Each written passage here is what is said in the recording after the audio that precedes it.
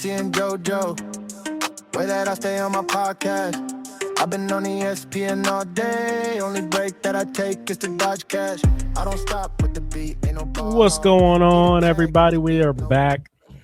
It's been a little bit, probably like 2 weeks, I want to say. Yeah. We have a lot of things going on in life. Aseem getting ready for his big, I guess you can call it a assignment, a deployment there, going to Atlanta. Peter busy with the family. He had family come in from Dominican Republic. Myself as well. I had family come in from Jersey. My wife's side of the family, they were all here. They wanted to come see the baby, spend time with us. So it's been a little bit of a hectic couple weeks. I've also been back to work since then, standing duty, as you guys can see. They made me shave. New orders do not allow us to have shaving chits, although that might change now. So hopefully we can get them back and I can get my lovely beard back, because I'm telling you guys, it fucking hurts. Welcome to the club. Yeah, welcome to the club.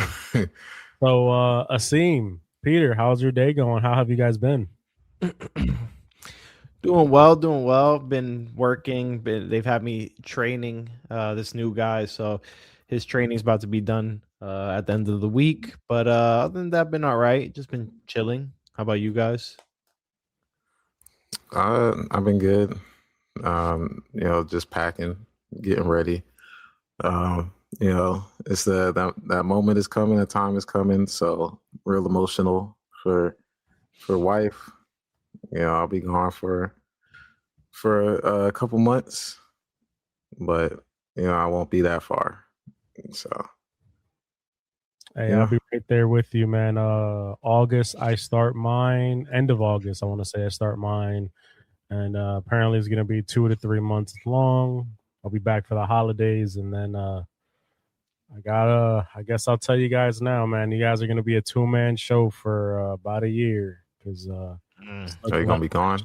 Yeah, it's looking like my ship is gonna be activated. We're gonna be deploying sometime next year, and it's gonna be a long deployment. We're gonna be at least out to sea for at least a year. So I can't say I'm looking forward to it. Or I really can't. Ain't got no internet out there on that ship. We got Wi-Fi, but it's really okay. Wi-Fi. Well, that's one thing I'll say that I'm thankful for, is aircraft carriers do carry Wi-Fi. But man, let me tell you, you're gonna have to long deployment. Yeah, you're gonna have to go mobile. Get you a little laptop, little MacBook or something. If I ever get a chance to have a port call, you know what I mean? Maybe we can get something going, and I'm in another country somewhere. Because I'll tell you guys what, like I told my wife, there's no way in hell if we have a port call, I'm sleeping in the damn ship. Nope, I am taking my Liberty call. I am paying for however much the hotel is wherever I'm at, and I'm gonna grab a bed. Trust and believe that. But without further ado, guys, we are back at it. You guys been listening to music lately, right? Because I know I listened to a couple of things. I don't know about y'all. Yes, sir. Right, so we're gonna kick it off with some music. I will keep mine quick and easy, like always. Let's see.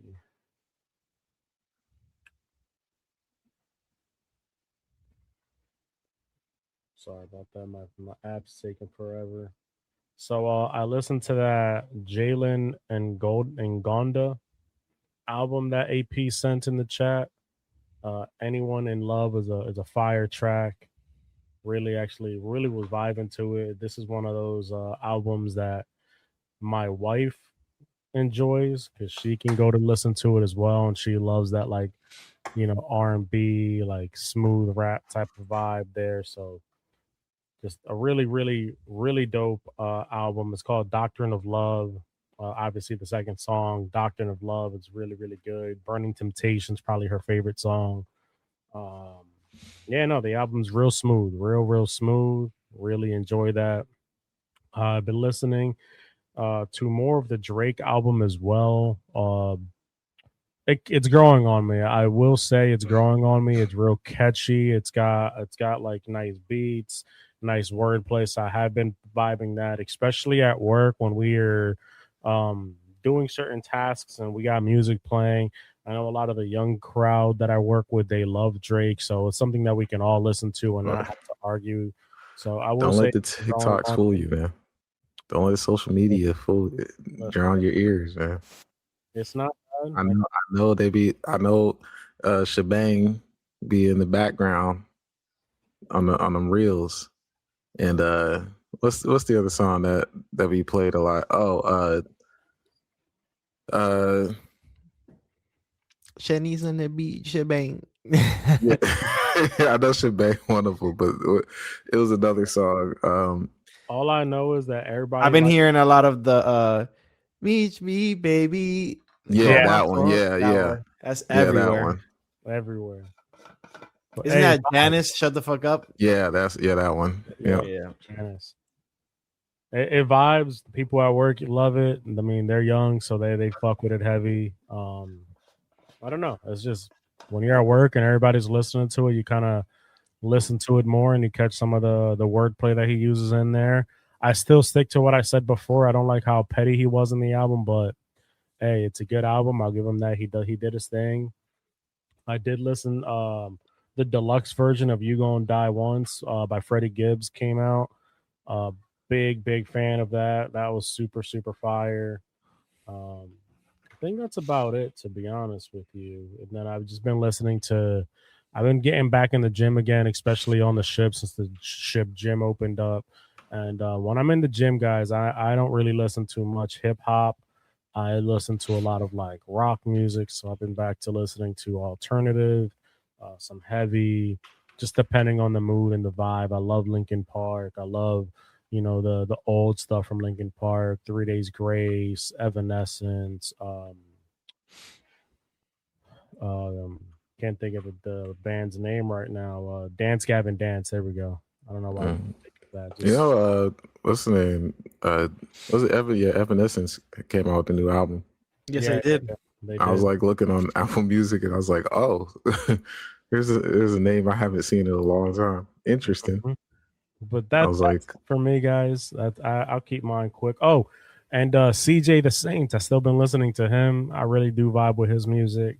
My wife likes his music a lot as well. And then, of course, we're listening still always in the rotation. Bad Bunny, any of the albums, any of his music, they're always gonna vibe. They're always gonna slap. So, and I think it's funny too because now the people on the ship when Bad Bunny plays, they're acting like they know what he's saying and they're just vibing to it and shit. And all the Spanish people were like, "Nah, this man's the GOAT right here." Like, let me tell y'all. But yes, he is. That's it for me, guys. I kept mine quick and simple because I don't have time anymore, especially being back on the ship. And I'll give you guys this. My son Angel, he's 2 months old now, and he loves watching Barney. Like we put Barney on and we prop him, we lay him down, prop him up so he can watch the show, and he'll be in there smiling, giggling, kicking his feet. So a lot of Barney. That's good. Yeah. Yeah, my son wasn't really the Barney watcher. He was the Miss Rachel watcher. Oh, Miss Rachel. The Miss Rachel watcher, yeah. Hey man, but talk to me, guys. What you guys been listening to? For me, I've been listening to a lot of singles that have come out recently in the past 2 weeks.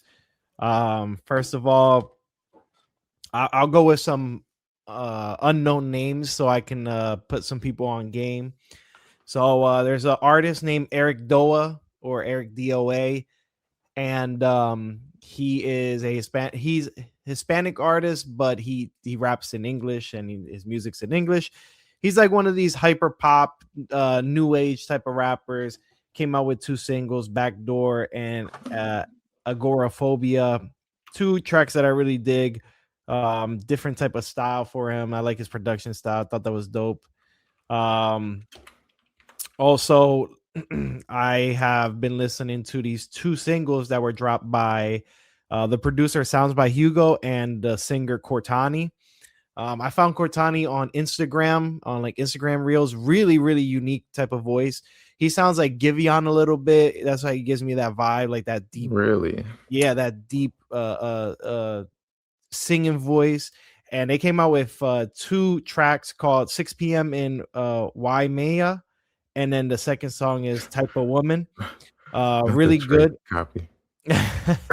really, really good tracks. These are more R&B type of music, but really good. I really dig that one. What's his name? I'm sorry. The singer's name is Cortani with a K, Kortani. And the producer is Sounds by Hugo. They made like a little short EP, like 2-track EP. But it was really good. I really like Cortani's voice. I think his voice is very unique and is very dope.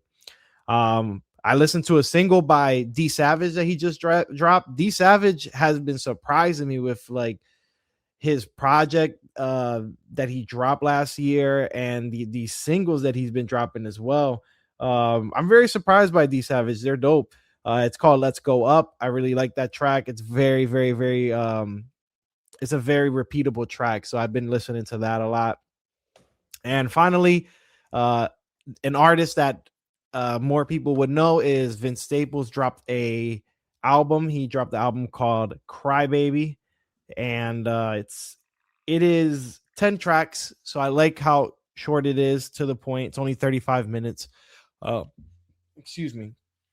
Very much an alternative album. A lot of rock infused in it. I thought it was very impressive. I thought it was really good. You still hear Vince's wordplay on there, and he's flowing on these beats.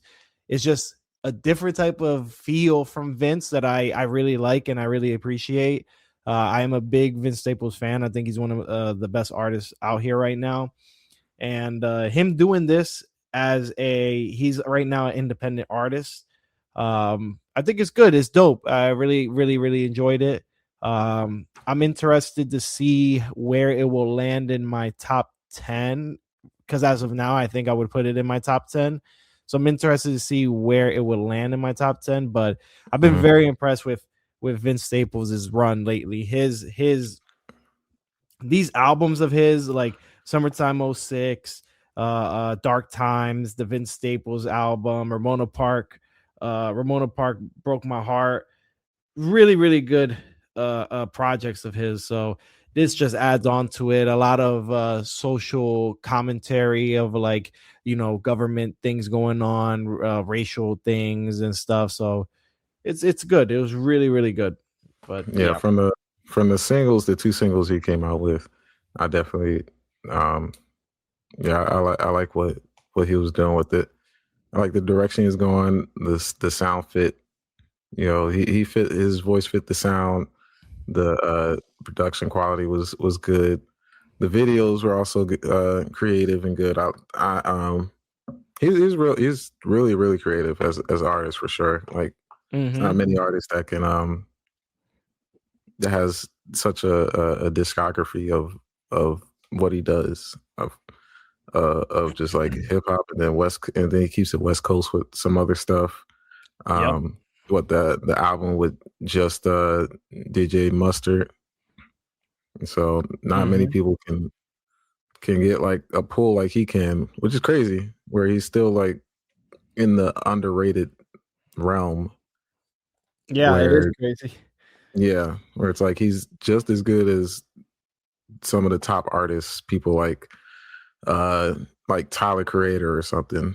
But Tyler Creator is more famous for being, I feel like, essentially doing the same type of stuff, but not really. But I think what helps Tyler a lot is he is able to expand his sound, and a lot of his sound is very how can I say this? Not a lot of his sound, but he's changed some of his style to be a little bit more like radio friendly, commercial friendly, stuff like that, as opposed to his earlier work, obviously, like stuff from Bastard or from Goblin or anything like that, where Vince he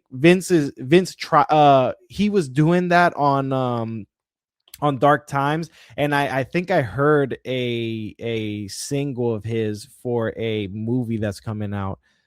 So But then now, like, remember, he's now independent, so he could do whatever he wants now. And I feel like he wants to try to experiment and do something a little bit new. And I think that this new album is going to help that, along with also still keeping that as well. Like, I could see movies and shows using some tracks from here because of the high energy that it brings. So I think it's very intelligent, and him being independent and him getting more, more money basically at the end of it for this is very smart. Yeah, wasn't he trying to wasn't that the whole end goal out of all of it? Because isn't he the person that be preaching, like, do your stuff independent, don't sign a contract. And he was super knowledgeable and smart about his the decisions he'd be making. It was a good album. Well, I didn't listen to it, but I'm definitely, it's on the list for sure. Hell yeah. What about any other things you've listened to, Aseem? I have listened to was it JPEG Mafia? So experimental rap. Yeah, I saw Carlos give me a little glance. I look, when I'm on this when I'm out there, I'll be reading One Piece, so you can take a gander. Boy. So I think it was a good album. I enjoyed the album. A lot of From the Masses, from what I've been hearing, was he's been using the same, like, triplet flow. So that I say majority of the songs is noticeable, but then it's not like all the songs. So and there's some interesting stuff on there. So the title of the album definitely fits what he's doing. It's just a lot of, every song has like a beat change, a beat switch. Some of the sounds are different. One of them was he copied a song, a rock song, and he had to take it down. I forgot which one what it was, but it was just like the same exact song, just changed up slightly. Then he had the, what you call it? He had another song that I really like. Probably the favorite out of all of them was, let me pull it up.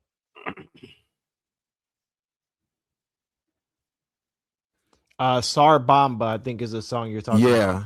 Yeah. I just and then he had the song like was Pop This Heat, where he did the Still Not a Player flip with was it Big Pun? Mm-hmm. It was just a lot of experimenting, a lot of different stuff, kind of fits the bill for him. And I think I'm gonna have to go back to it again, just to see, where it ranks on here. But it was definitely one of the more anticipated albums that I wanted to hear from him, for sure. It's not, I wouldn't say it's his best, but his production is very, very well done.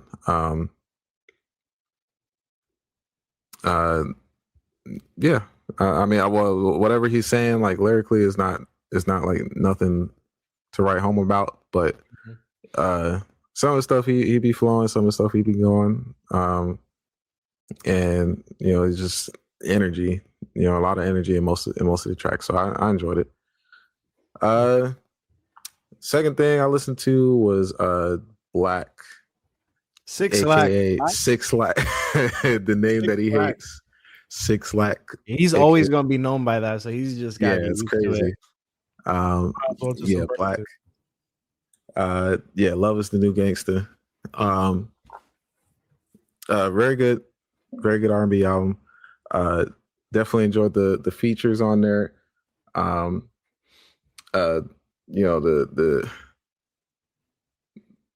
how long has it been since he came out with this? Since he had his last album, it's been like what 4 or 5 years. 2020 is since he came out with an EP. Oh no, yeah, an EP. And it's a really quality album. I like the features on here. You got Leon Thomas, AZ. Oh, speaking of AZ Chike, he's been doing his thing. Ass cheek. Ass cheek. Oh, that's what it's. No. You just. That's the meme name. I was about to say, I was like, oh no. ass cheek. Yeah, I know you're talking about. But I like the stuff he been doing since since he was on the Kendrick song, the Kendrick album. The song with Young Thug, Ash in the Blunt, I have to say probably one of the top tier Young Thug songs, like verses. That in a long time, like it felt like old Young Thug. Like listen to the song in a long time. I'm gonna have to take that a listen then, because Sunday Again with 2 Chainz, really good. He just he has some really good songs on here. Solid album, solid R&B album. Anybody else? I did not listen to. So on my list of what I wanted to listen to, I know y'all don't care. What's her name? Oh, Lotto. As much as I try to talk about it, y'all don't care. No, I like Lotto. I actually think she's one of the better female artists. I want to listen to her project. No, I don't have a problem with Lotto personally. All right. I actually, for real, I think Lotto is dope, and Glorilla too. I think they're two of the best rappers female rappers in this game. What about Meg? No, you don't like Meg.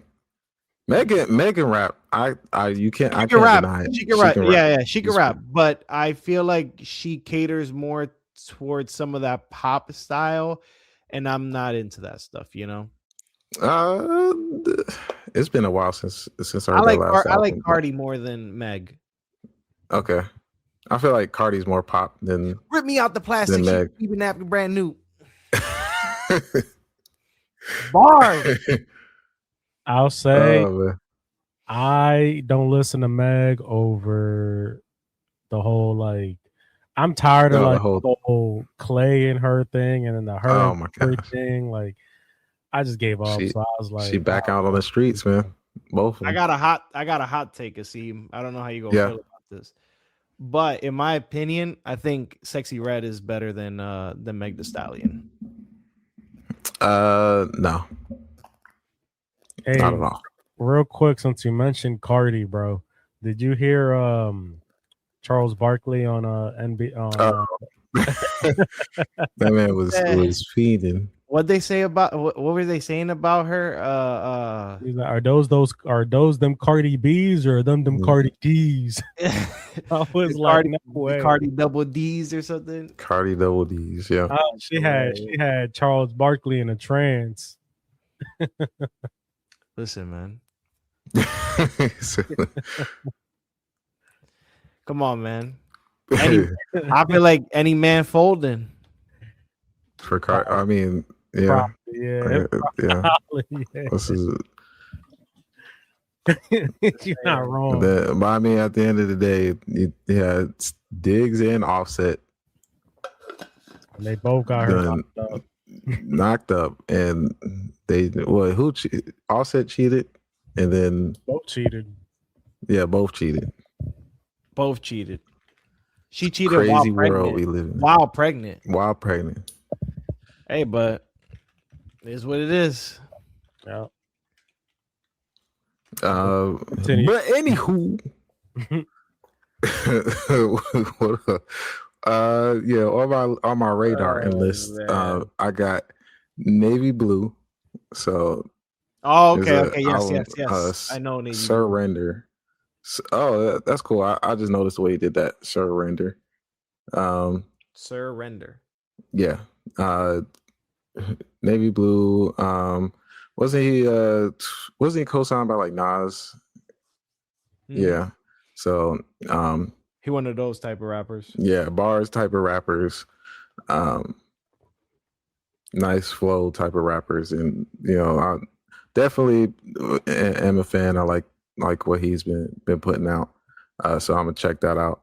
He's worked with Earl before. Mm-hmm. Hey, I'll be right back. I'm gonna go take my wings out the oven. Yeah, you're good. All right. Oh, I didn't talk about Action Bronson. Yeah. Ooh, I heard Frog. I heard the project was really good. It was.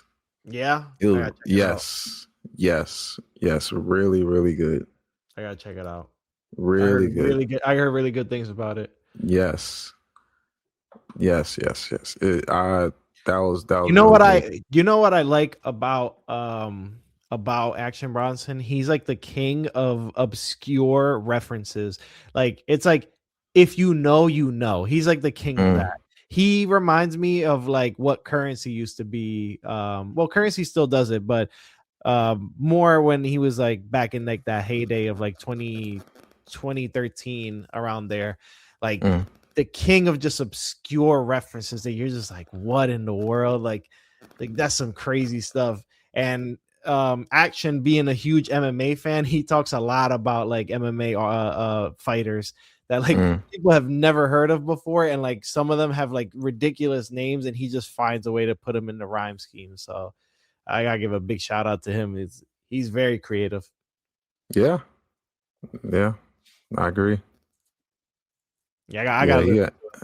Yeah, he's got good features on there. That the Triceratops, definitely enjoyed it. Paul Wall and Lil Yachty did their thing. Paul Wall. Paul Wall and Lil Yachty. Yeah, they got a video for that song, and Paul Wall went crazy. Bananas on it. Yes, Paul Wall. He need to do something. Put out something, because the type of run he on right now, he's on like a run. We got Rock Marciano. That was good. I believe he had a song with it was Alchemist. Yeah, I think Alchemist produced one of the songs, or a couple of them. It was just like one of those patented Alchemist beats that was just like, this is the best song on the album. But it's been a while. I gotta listen to it again. I love the Alchemist. Such a great producer. Such a great. Yeah, he got a Harry Farr produced track. It's been a minute since I heard this song, because it's been a month. But I gotta definitely come back to it again. And then he put out all his mixtapes. He put Blue Chips 7,000? Yes. Yep. And what was the other one? What's the other mixtape? It was Blue Chips and then something else.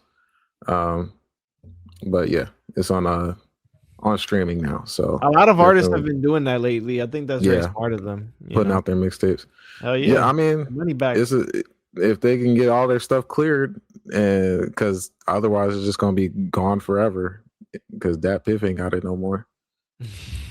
Dat Piff is gone. It's gone. Yeah. So yeah, all the mixtapes is in internet archives.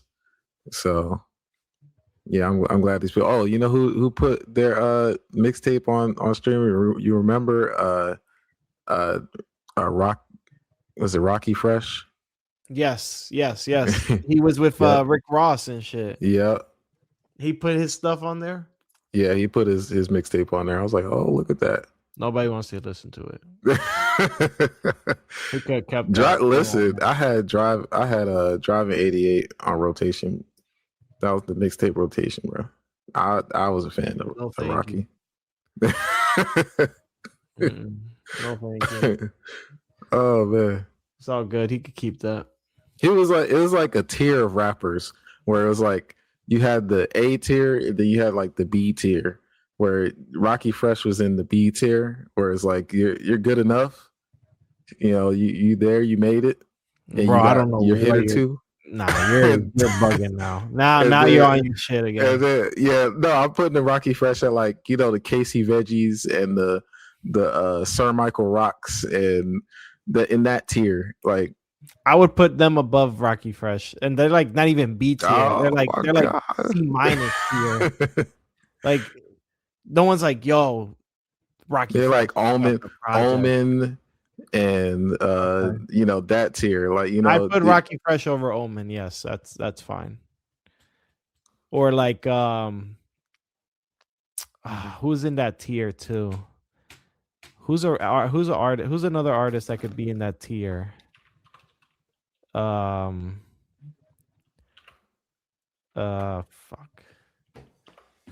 Trademark the Skydiver.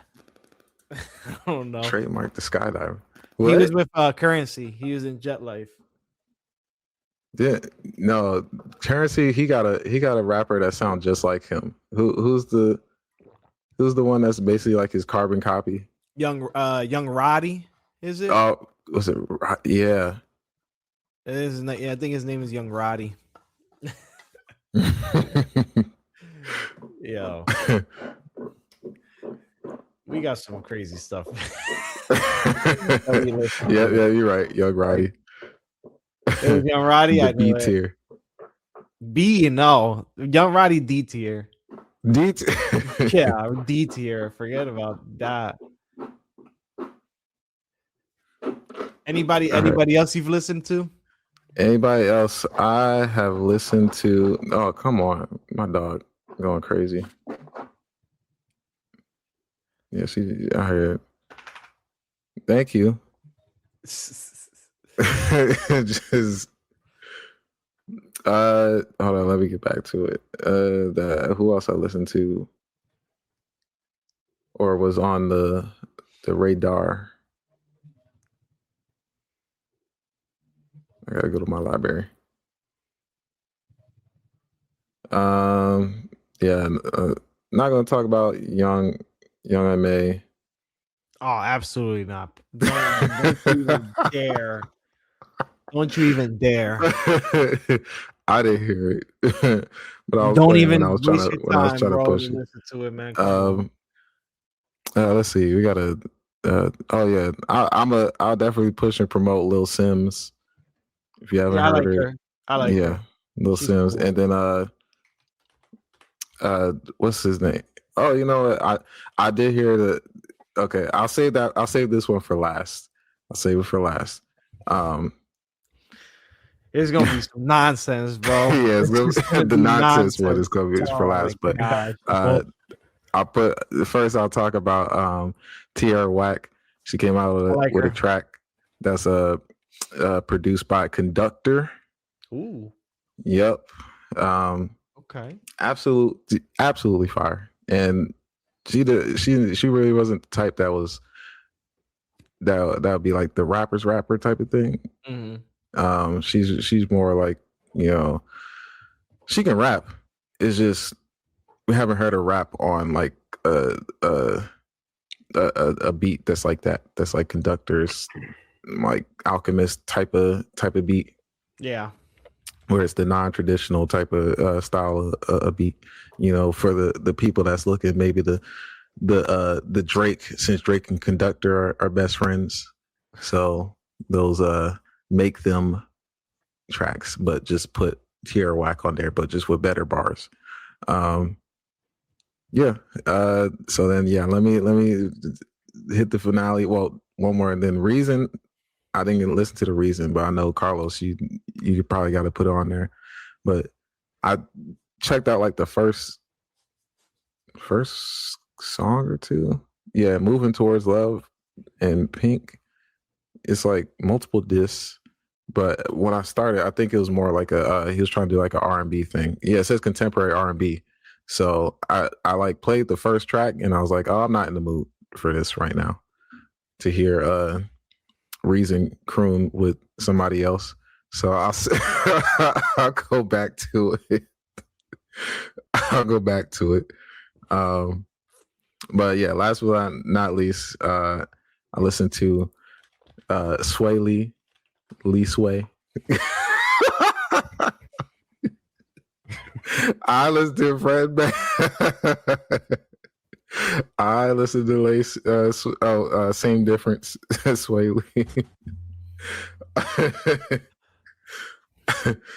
Oh man, yeah. So, Hey, dog. I like tortured myself kind of.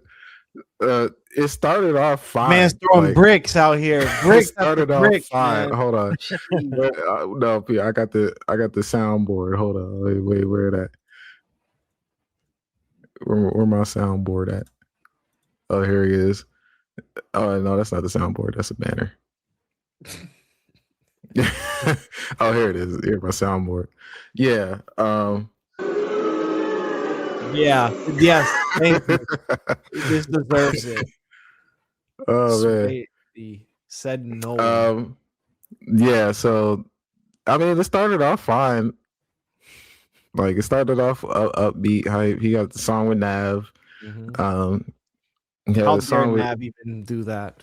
some French Montana, Rich the Kid. Those were fine, and then it just hit a point where he was doing his dance hall Caribbean R&B, and what's the Sunflower? Yeah, like he was doing his like trying to recreate the hits that he was that he did before. Bro was trying. He was trying, and it was not working. Nah, it was not working. And then he got a song with Post Malone at the end too. It's like you can't. How do you miss? How do you miss it? You got Post Malone, brother. Yeah, it just fell away wayside. So my curiosity, just your first solo run, and then he had a song with Slim Jimmy. So I guess the beef ain't they ain't beefing no more. So they cool. That's good to hear, at least. So not to cut you off there, but we run out of time. We out of time. We're gonna cut that one right there. You kind of ruined it with that last one. Thank you for your service, Aseem. I gotta entertain the fans. They gotta know. No. Hey, it's okay. Listen, we appreciate that because it brings comedy to the show. It's my bad for leaving. My wings are done. I had to flip them and then make sure they were fully cooked, and then now they're there cooling down, so I can package them into my meal prep for the rest of the week. I'm back to my diet. Meal prep and wings. Baked wings. I bought raw chicken wings, from the grocery store. I seasoned them for like 2 or 3 days, and then I baked them. We're bringing them to work with some shrimp. No carbs. It's gonna be nice. Just straight. Sound good. And then for the carbs, later in the day, I might have ground beef and white rice. Good. Mm-hmm. But let's move the ball, keep the ball rolling here. Let's do it. Let's transition over to the world of sports now. Sports. We do have something I gotta discuss. It finally happened. Aseem. Oh, here we go. For all the fans there, Aseem did not honor the agreement. What? Did not go live after the trade happened to discuss his thoughts and opinions on it. I was supposed to discuss it? You were supposed to give I thought you wanted me to say to like apologize or something, but you were supposed to give us your reaction to the trade. Oh. And then your live thoughts on everything that went down. Okay. Oh, okay. To do that now, as you guys know, the Patriots and Eagles, the long-awaited trade, the worst kept secret in NFL history has happened. A.J. Brown has finally been traded to the New England Patriots. In exchange, the Eagles got a 2028 first-round pick and a 2027 fifth-round pick. Now, before I let Aseem, So Oh boy. I do want to put my take out there. So for weeks we were hearing, maybe the trade isn't official, maybe the trade isn't actually going to happen. That the Jaguars got in the mix, the Chiefs are now in the mix. Multiple teams were getting in the mix, and they were inquiring on AJ Brown.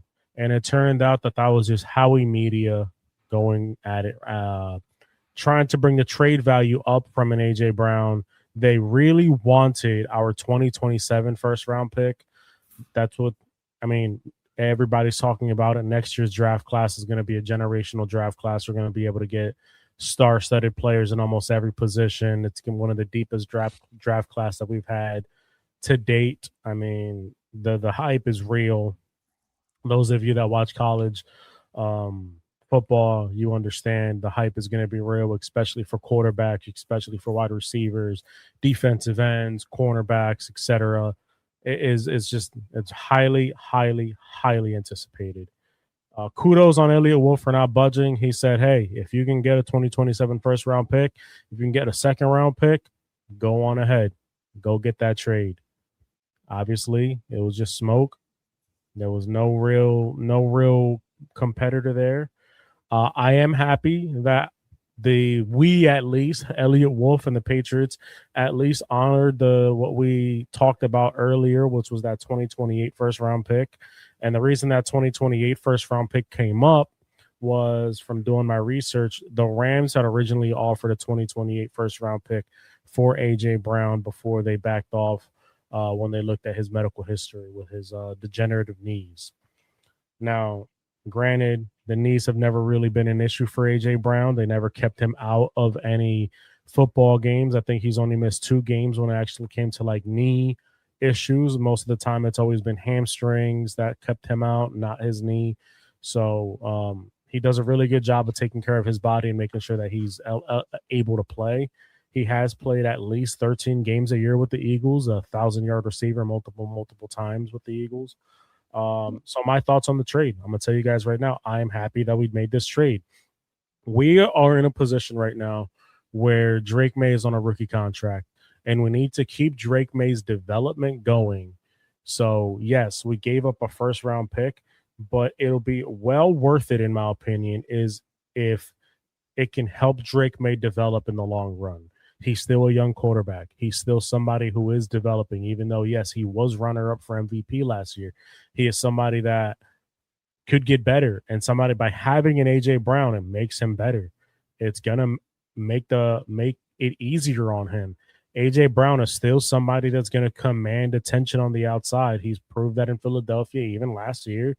If you give him one-on-one coverage and you give him slack, he's gonna torch you on it. He's gonna win those one-on-one coverages. He's going to win some of those 50-50 balls, and that's something that we needed, quite frankly. I know we had Kayshon Boutte, but Kayshon Boutte and A.J. Brown are just on 2 different levels of football. We needed somebody of his caliber on the wide receiving core for the Patriots to help out Drake May, to alleviate that pressure for Drake May. So my initial thoughts on it, I absolutely love it. I understand, yes, he's a diva. I understand, yes, he can get disgruntled. I understand all of that. Trust me, I do. It's a 2-year rental to help Drake May in the long run. And I think that is worth a first-round pick, because we all know the quarterback position is the most important position in football. And if Drake May can get confidence by playing with an A.J. Brown, if Drake May can get better by playing with an A.J. Brown, that first-round pick is more than worth it to me. So that's my thoughts. That's what I have to say about it. I'm really happy that we did it. It's I think I saw online, we have this 3rd or 4th hardest schedule in the NFL this year. Having an AJ Brown is going to make it that much better for us. So, hey, if we go 12, 13, even 14 wins with this type of a schedule, everything everybody was saying last year about the easy schedule ride and the luck and this and that, swallow it, because you're wrong. It's just how good we were and how good Drake May really is. Aseem. Okay. All right. I'll start by saying congratulations on getting AJ Brown. I mean, everybody knew what was happening. I'm not, I wasn't surprised. I was at first I was sad that he was gone. One of our top receivers in Eagles history, just gone. Offense might definitely going to feel some of the effect of it, but some of it got to lead with the pickup of Lemon, the Bolitnikov winner, and 20th pick, third wide receiver or fourth wide receiver taken in the draft, and sky's the limit. He's got it there mentally, he's got it there physically, he's got the hands, the routes. So I'm ready to see what we got with him, with our new coordinator. New offense. People seem to be happy with it. People seem to like it. And we're just moving forward. We got our first. We basically only lost a third. We're down from a third to a fifth, right? So we paid a first round pick to get AJ Brown first and a third, and we getting back a first and a fifth for AJ Brown for a 4-year rental, and what we got from it, a Super Bowl appearance and a Super Bowl win. So we can't be mad about that. So I hope he goes there and balls out. Has the time of his life out there in his favorite team. What I didn't like was before I was on the side of AJ Brown when it came to what was going on with the offense, what was going on to where he wasn't getting the ball, where it just wasn't making sense. I was on his side and stuff. Most people didn't like the way how he handled it. Going on Twitch streams, Twitter posts, and reading the book on the sidelines during a playoff game. It's like those things have added up and accumulated to the point where he had to go, or he wanted to go, and then to then leave and then say these things after was what I have an issue with, where you leave and then you say, I was the one that was leaking the stuff to the media, what's going on. I'm happy out here. I'm glad I'm away from all this and all the stuff, that drama that's been brought behind all of that. I don't know the whole story of what was up with him and Hurts and stuff. Yeah, just throw stuff under the bus, burning the bridge, and just creating an enemy of a situation that didn't have to be that way. So no, that's what I don't like. Can I ask you a question with that? Yep. So reports came out, that AJ was the one that was leaking everything with the Eagles. And it also came out that he had requested a trade 2 years ago, prior to everything happening. In hindsight, so hindsight 50-50, knowing everything that just happened, would you have preferred now have trading AJ Brown then, or are you okay with keeping him for those 2 years and then keeping him now, knowing that he was the reason that the media was involved so much, that he was the reason why things were leaking out? If we didn't keep him, then we wouldn't have won the Super Bowl. So it's simple as that. So see, my thing with that is I feel like you guys are still going to win the Super Bowl that year, because that was a legendary year by Saquon Barkley, and it was off. It was Saquon Barkley. It was this year showed that Devontae Smith could have still been that number one guy. He still will be. It's just having both plus Saquon. It was like, all right, when we went to the Super Bowl the first time, we had Swift, and the offense the offense was good. Yeah, it was good because we still scored a lot of points, scored 30 something in the Super Bowl. So that wasn't a issue. The decision was to let Swift go and then get Saquon. It was just kind of like a no-brainer type of thing. Let's get the best running back on his team in our team, and giving Kellen Moore basically, just a whole lot of options to work with. So it's just a lot of mouths to feed, and he knew what to do basically. Yeah. And Hurts was able to drive the whole offense the way it needed to be driven. And yeah, sometimes AJ Brown didn't get the ball. So from what it seemed like, he wasn't fazed by it, but I guess he was fazed by it.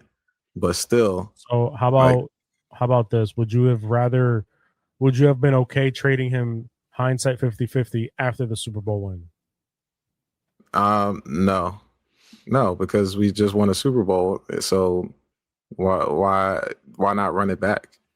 So ultimately it came out, well, I guess speculation, but ultimately speculation has come out that he's the reason why you guys didn't go so far. He was purposely dropping last year passes. Yeah. I think it was he was a part of it, but I don't think he was the main reason. I mean, that's what I saw is like, it came out he was purposely dropping passes. He was purposely going to the media. And I think it showed this offseason where at first you guys didn't want to trade him and you guys were like, no, we'd rather keep AJ Brown. Like, we're a better team with AJ Brown. And, you were one of the front runners that said it. Why would you guys trade a wide receiver that was just 1,000 yard that's been 1,000 yard every year with you guys? But it turned out that it was just he wasn't trying to be there. So like him setting it up the way he did with you guys still there? Oh, okay, there you are. Aseem froze for a second. Him setting it up to go on Julian Edelman's podcast and do this and do that and do all these different media obligations with the media, just solely speaking on New England. I think that was like some of the driving catalysts to him, like, hey, like, I don't want to come back this year anymore. Like, this is it. And sorry. In New England. We had technical difficulties with Aseem. Sorry, guys. Aseem, your Wi-Fi. Technical difficulties, my friend. No Wi-Fi. The Wi-Fi, Aseem. While Aseem figures that out, hello, Peter. While he figures that out and he gets back, what do you think about the trade? What do you think about everything that transpired and everything that you've been seeing? Listen, it's like you said, it was the worst kept secret. It's the most obvious thing. It's the rightful thing to do. Listen, I understand that if I'm not mistaken, I could be wrong. If I could be wrong of what I heard. If I'm not mistaken, when Brown originally requested the trade, the Eagles were doing very good in the regular season. Am I right? Yes. So it goes to show you, like, he just did not want to be on the team, which is exactly what I was telling Aseem. Like, when you have a player that's voicing their displeasures on social media, to the public, to the media, regarding their coaching staff or any players or anything, that goes to show you that that player is having a issue. That's a toxic work environment that you're having, And at the end of the day, yes, like, some people get frustrated and stuff. And I understand that Aseem at that point was like, nah, but he was right. It's not the point. The point is not that he's right or wrong. The point is that you shouldn't be voicing those concerns to everybody, making your team look like idiots, making your team and your coaches look like y'all don't be that they don't discuss things with each other or anything like that. That he feels like the point he needs to prove is to make it with everybody in order for a change to happen that way. Like, to me, that's not. I mean, what other way are you going to show the team that you want to get off that team other than doing that? Now listen, I your first question of, do you think that he should have been traded before that? Like when he requested it, I would say no, because at the end of the day, look in hindsight, like we're looking at it now. Obviously, they won a championship, and say what you want to say. I get what you're saying, that you think that they would have won without him. At the end of the day, they won with him, so that's the biggest thing that matters. Now, if I were on the team the next year, if things are still not looking good, then I'd be like, all right, you know what? If you want to get traded, sure, we'll work on it. And his trade his trade value would be at an all-time high. He's coming off of a Super Bowl win, and he's been looking good these past couple seasons. So obviously, and he hasn't demanded a trade publicly that anybody really knows of.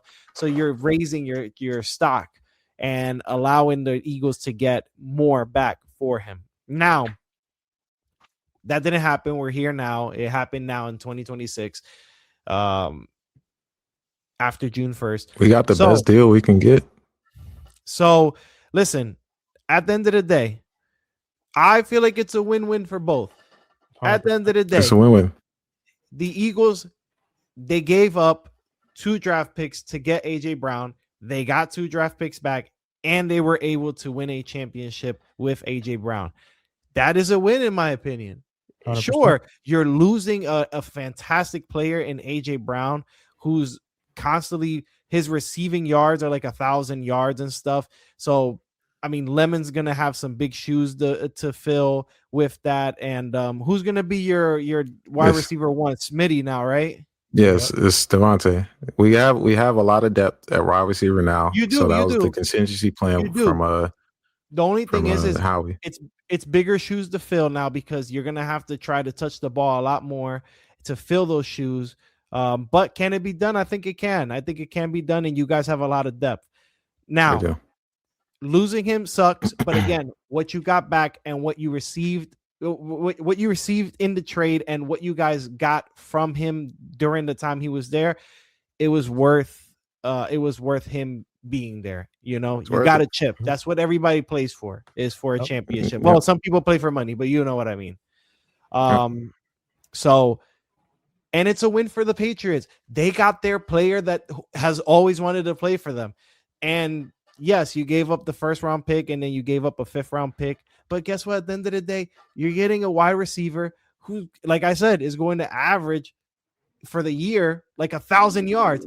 And it's going to be a big help for y'all quarterback, Los. So I think this is a good trade for you guys. I think it's a good trade for the Eagles. Not just that, we also called about AJ Brown a couple years ago, and they declined the trade him then. So it's a wide receiver that we've always been trying to get. We've always been trying to put in. Yep. Well, now he's 29 going on 30. Well, we'll see.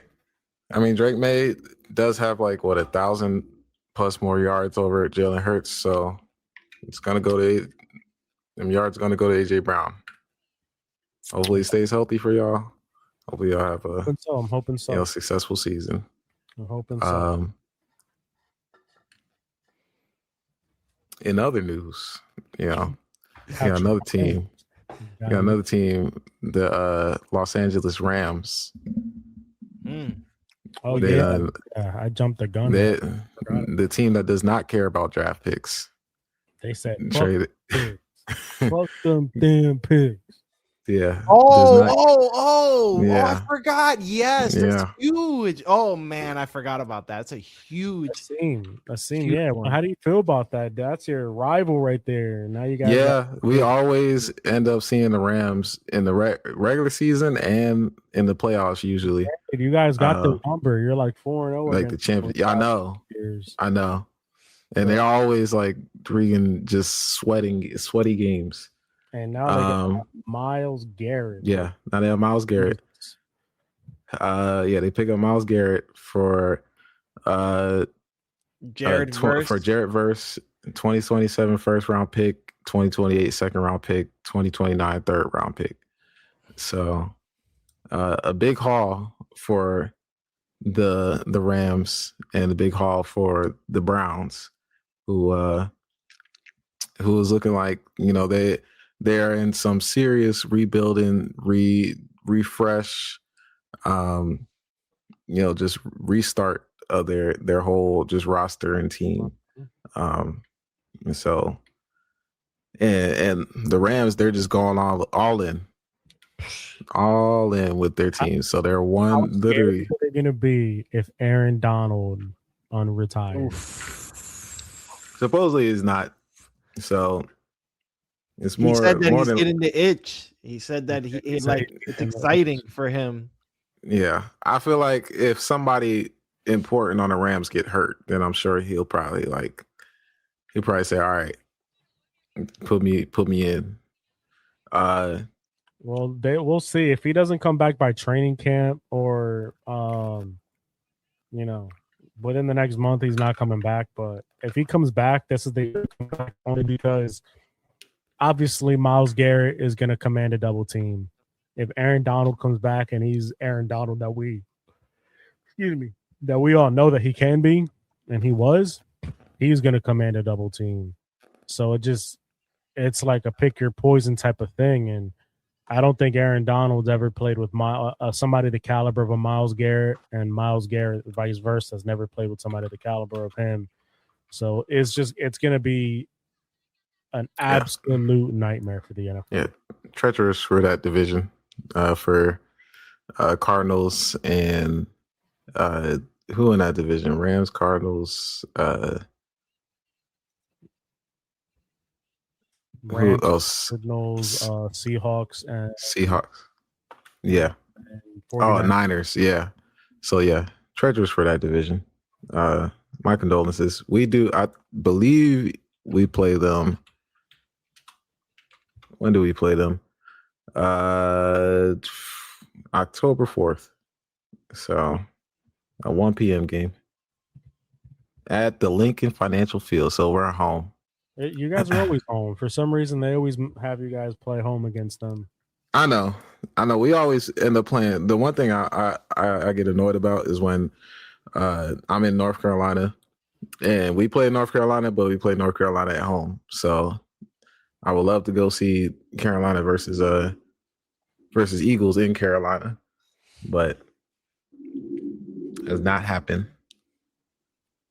What other things happened? I know the Giants made a lot of moves. Those moves are not worth being talked about. We do have the news. Odell Beckham. Nope, I ain't back with the Giants. Don't give you the time of day to speak on that. Look, Patrick Odell Mahomes Beckham got a new contract. There was a 2-year extension. He's now signed till 2033, getting paid a whopping $504 million. Oh, you talking about Holmes? You just straight up skip Odell. Well, listen, Odell. We ain't talking about that. We ain't talking about Odell. Ain't no way I'm giving him the time of day. The man keep coming back because he's low on money. We all know this. You saw him play flag football. He was doing his thing. That's flag football. Just wait until he can still catch. Man, fuck that. And Juju get popped one time, and he gonna be on the sideline gasping for air. Juju got signed too. Juju, yeah, I'm not worried about that. Look, Patrick Mahomes, 2033. I think that solidifies him with the Chiefs. He's going to be for life, all-time best for player. life. That is something that's worth talking about. Not no Giants signing Odell Beckham and Juju Smith. I mean, I don't think Mahomes is worth talking about. It's like common sense. You pay one of the greatest quarterbacks in history, so at 30 years old, and we got people like Matthew Stafford still playing at almost 40 years old, so pay him another 10 years, deal with whatever going on before he requests a contract at 30, 33, 34. Like, pay me more, so pay him now. I agree. So I guess that's it for the world of the NFL. AJ Brown finally got traded. Go Patriots, baby. I will say I can't wait to buy my AJ Brown jersey It's going to be a great thing. Enjoy it. Number one. Number Enjoy one. it. The last person who wore number one was ass on our team, so I'm hoping he's good because Jalen Pope was not it. He's now a wide receiver for the Saints. Real quick, I just want to say my quick points to the two things we just said because I didn't get to say anything, but it's gonna be real quick, so I won't waste any time on it. I won't waste a lot of time. Mm-hmm. The Myles Garrett trade, on the surface, it is a lot. Excuse me, like a 2027 first round pick, then second round pick, then third round pick. It's a lot, and Jared Verse, but I feel like completely worth it for the Rams. Especially if Garrett plays to the ability that he has been playing in these past, his career essentially. And then if you are able to get Aaron Donald to come back as well because of this, like, this is a no brainer. Like, you are looking at a possible, a really big playoff contender here for your team. So I think it's worth it at that point. And for it's free. Yeah. And for the Chiefs, to get Mahomes for that, I mean, yeah, it's like you guys said, Mahomes gonna be a Chief for life. I feel like he deserves it because of how good that dude's been playing. Is that 5 Super Bowls or whatever? Yeah, like he deserves it. He deserves that money. He deserves to get paid. Is he the first $500 million player in the NFL? Yes. Well worth it. But it's like stretched out in what 10 years or something like that. Yep. Yeah, something like so. It's still an insane amount of money, but it is a lot. Yeah. Wait, last thing. Have you heard anything about this Brandon Ayuk situation? Not really, not yet. I have been busy, but I will get listen about it. Before you speak on Brandon Ayuk, I did want to ask one more question on the Myles Garrett situation. Okay.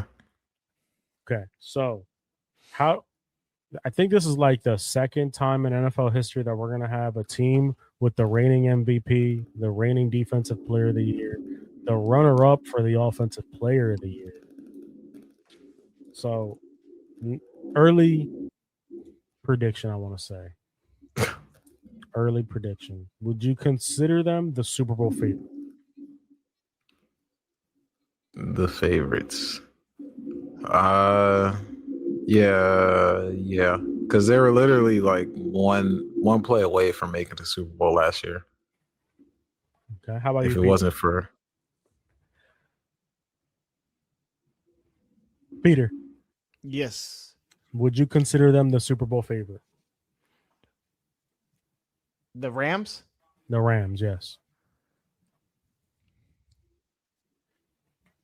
I don't know if you heard me. They're the second team now. They have the reigning offensive player of the year, the reigning defensive player of the year, the runner-up for offensive player of the year. Eesh, they're up there. Mm-hmm. And you add Aaron Donald possibly to that? If he comes back. Right now they don't have him. So yeah, we won't put him on there for now. Man, that's tough. That's a tough team. They could be. Yeah, they could be. I'm trying to think of who else off the rip. Seattle, the Eagles. I don't see Seattle again.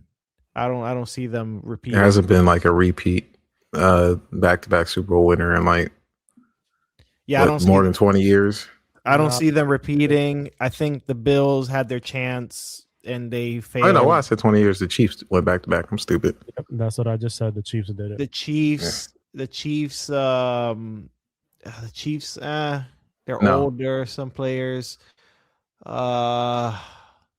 Eagles, I don't know, maybe, but Eagles definitely. And if our they're offense in there, is better. Patriots, because they went to the Super Bowl and now they got better, in my opinion. Yeah. So yeah, it's between them. I'd say I'd go my four teams would be Eagles, Patriots, Rams, and I think the Broncos are still a threat too. Yes, Denver. Yes. Oh yes, yeah, sure. Broncos went all in too. Yeah. No, I like those four. Yeah, I like those four. So I would so say LA is for sure. LA is the favorite. Yeah. so now I want to ask, over or under 15 sacks on the year for Miles Myles Garrett.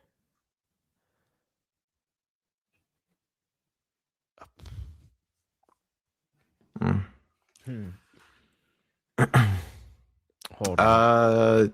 Yeah, I'll probably go over because they play the Cardinals, and the Cardinals are probably going to be the worst team in the league. So, yeah, he's definitely going to get probably like 4 or 5 sacks during that game. Now Seahawks and Niners, I don't know. It might be they're definitely gonna game plan around them. Aseem, how many sacks does Myles Garrett get on the Eagles? On the Eagles? Yeah. I don't even remember. We played them. We didn't play them last year. I'm asking you a prediction. Myles Garrett, how many sacks does Myles Garrett land on Jalen Hurts? I don't know. I guess I'll give him like 2, but as a fan, I want to say 0. 2 is a respectable number. But go ahead. That's all I wanted to ask. Go right ahead. Tell us about the Brandon Ayuk thing. I did see a post. I just never got a chance to see it because I've been busy with duty and work all day. Oh, well, yeah. The whole story is Brandon Ayuk is on his CTE run, his AJ Brown CTE run. He got paid, got injured, and just hasn't showed up to do his rehab per the team. So the team said, all right, hasn't showed up, hasn't contacted him, nothing, just went ghost. And team was like, all right, we're gonna take all your money, basically, voiding your guarantees. And now Ayuk is coming back in the woodworks, dissing the Niners and is trying to go to the Commanders by any means, but it's the Niners don't have to do anything. They have to make no moves. They want to maximize their value with him and not get hit with any contract or somebody trying to lowball him for him. So yeah, Ayuk is he is destroying his career as we speak by not showing up. Huh? Now that I heard it, can I just say something? What? This is like AJ Brown situation, but like worse. And my stance is going to stay the same with this, okay? He's a disgruntled player on a team, and he doesn't want to play there. He's making it obvious that he wants to go to Washington. He's making it obvious he wants to go play with Jaden Daniels. He's making it obvious that he doesn't want to play there anymore. Yes. And the 49ers should feel no type of way because this situation is even better than what the Eagles had because they don't have to pay him any guaranteed money. They voided his guaranteed money when he voided the terms on his contract. So for them to say we're trying to maximize value on Brandon Ayuk, there is no value. Absolutely no value. There's no value. So it doesn't matter if you're going to get a 6th round pick, a 7th round pick, a 5th round pick. You get whatever you're going to get. Why? Because he's not playing on your team. He has already come out and said he's not playing there. He doesn't want to be there. He doesn't trust the organization. He doesn't trust the coaching staff. He just, quite frankly, doesn't like it. He doesn't want to be there anymore. So if you guys aren't losing out any money, and that was the thing that we all agreed about with A.J. Brown earlier in the year, yes, it does not make sense to trade A.J. Brown before June 1st and eat up that massive cap hit. It completely made sense. There was no argument at all from any of us when it came to that. And this difference is there is no cap hit. The difference is there. Get rid of Brown played. He played. He played it throughout the season. My opinion, Aseem, if a disgruntled player doesn't want to be there and he's making it obvious that he doesn't want to be there, trade him. In the A.J. Brown situation, it made sense to wait until after June 1st so the cap hit isn't astronomical. We all agree with that. You were just the only one that were like head over heels we got to keep the man. No. There's no dead cap hit. There's no guaranteed money. You trade him for a bag of chips and you enjoy your bag of chips, because at the end of the day, he isn't going to be there. He isn't going to play there. He's just going to cause you more of a headache. Listen, the problem is that AJ Brown, he played those games and he has stats to show for it. That was the main thing. It's like, if you're putting up top 10 numbers and you want to go to a different team, then yeah, your value is, top 10 wide receiver. Ayuk is like saying all this stuff, not doing anything, but he hasn't been on the field in like 2 years. Yeah. So you have zero leverage, zero say in anything, because and on top of that, the Niners were doing fine without him. So it's already shown and proven that they don't need him on the team. But then you're mad that you're saying that they're mad at you when you haven't showed up for anything. I agree. So, but that's more of a reason why you trade him. There's no cap hit. There's nothing going on. They have to trade him. Like is the part of it. Well, he doesn't get the guarantees, but he's still on their roster. So he would get paid if he came back and played, or he would get paid. He would get paid less the longer he doesn't show up, or something like that throughout the season. So they don't have to do anything, and they don't have to give him anything. What's the difference of just trade him? Just get him off of your team. Get him off of your books. Because I think they'll have to pay him if they trade him. Cut him. They can't cut him because he's still on their contract or something like that. It was some stipulation on there where he can't. They can't cut him, but they could just keep him on the team and just let him feel it. Whatever the loss is, you eat that loss. Yeah, if the Niners aren't going to let him go. And doesn't want to be there and is causing you more of a headache, you get rid of him. It's not changing my opinion on anything. It's not going to change the way I'm going to think about this situation. It's the same thing I was saying with AJ Brown. Yes, I understand. Top 10 wide receiver. You want to maximize the value. You don't want to let him go. At the end of the day, he's going to cause more of a headache there than he will just eating whatever you got to eat. And then it's c'est la vie. Go. Have fun somewhere else. At this point, you got to do what you got to do as an organization. You can't just keep being like, well, like he has this potential and we want to maximize our return. Like, fuck your return at this point. There's nothing you're gaining from it. There's absolutely, like, if he plays, he's just going to be shit. He's going to drop passes on purpose. Yeah. So yeah, the Niners, they keep him on the roster. They don't really have to pay him. So it's like if they drop him, he still has to pass a physical on his next team. So there's no guarantee that he'll pass a physical either way. So, and then it's like he's basically retired. He would retire if he stays on the team, and they don't have to deal with any of it. So let's see. You ready for this? Because the AJ Brown thing made complete sense, especially since we had to wait till June 1st for the cap hit. Ready for this? If Brandon Ayuk is traded, his acquiring team would not owe any voided features to the contract. Instead, they would inherit a bargain of $1.215 million base salary. That's nothing. That is literally nothing. The San Francisco 49ers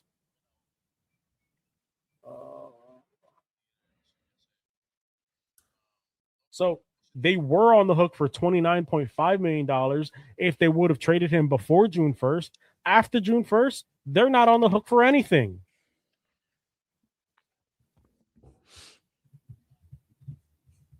Yeah, I mean, I'm. So there's no cap hit whatsoever. You trade him, you get him off of your book. That's fine. Literally zero. Yeah, that was never I never had the issue of waiting till June 1st or like maximizing the trade value and all that. It was more. Yeah, I don't know. Peter, Peter, let's hear your thoughts on this. Because sometimes the team kind of makes me want to slam my head on my computer screen. And I'm always wanting to take the team side. Stop taking the team side. Fuck the team. They make enough money. Why are you taking the player side when he's? Because they're the player. We watch them, not the team.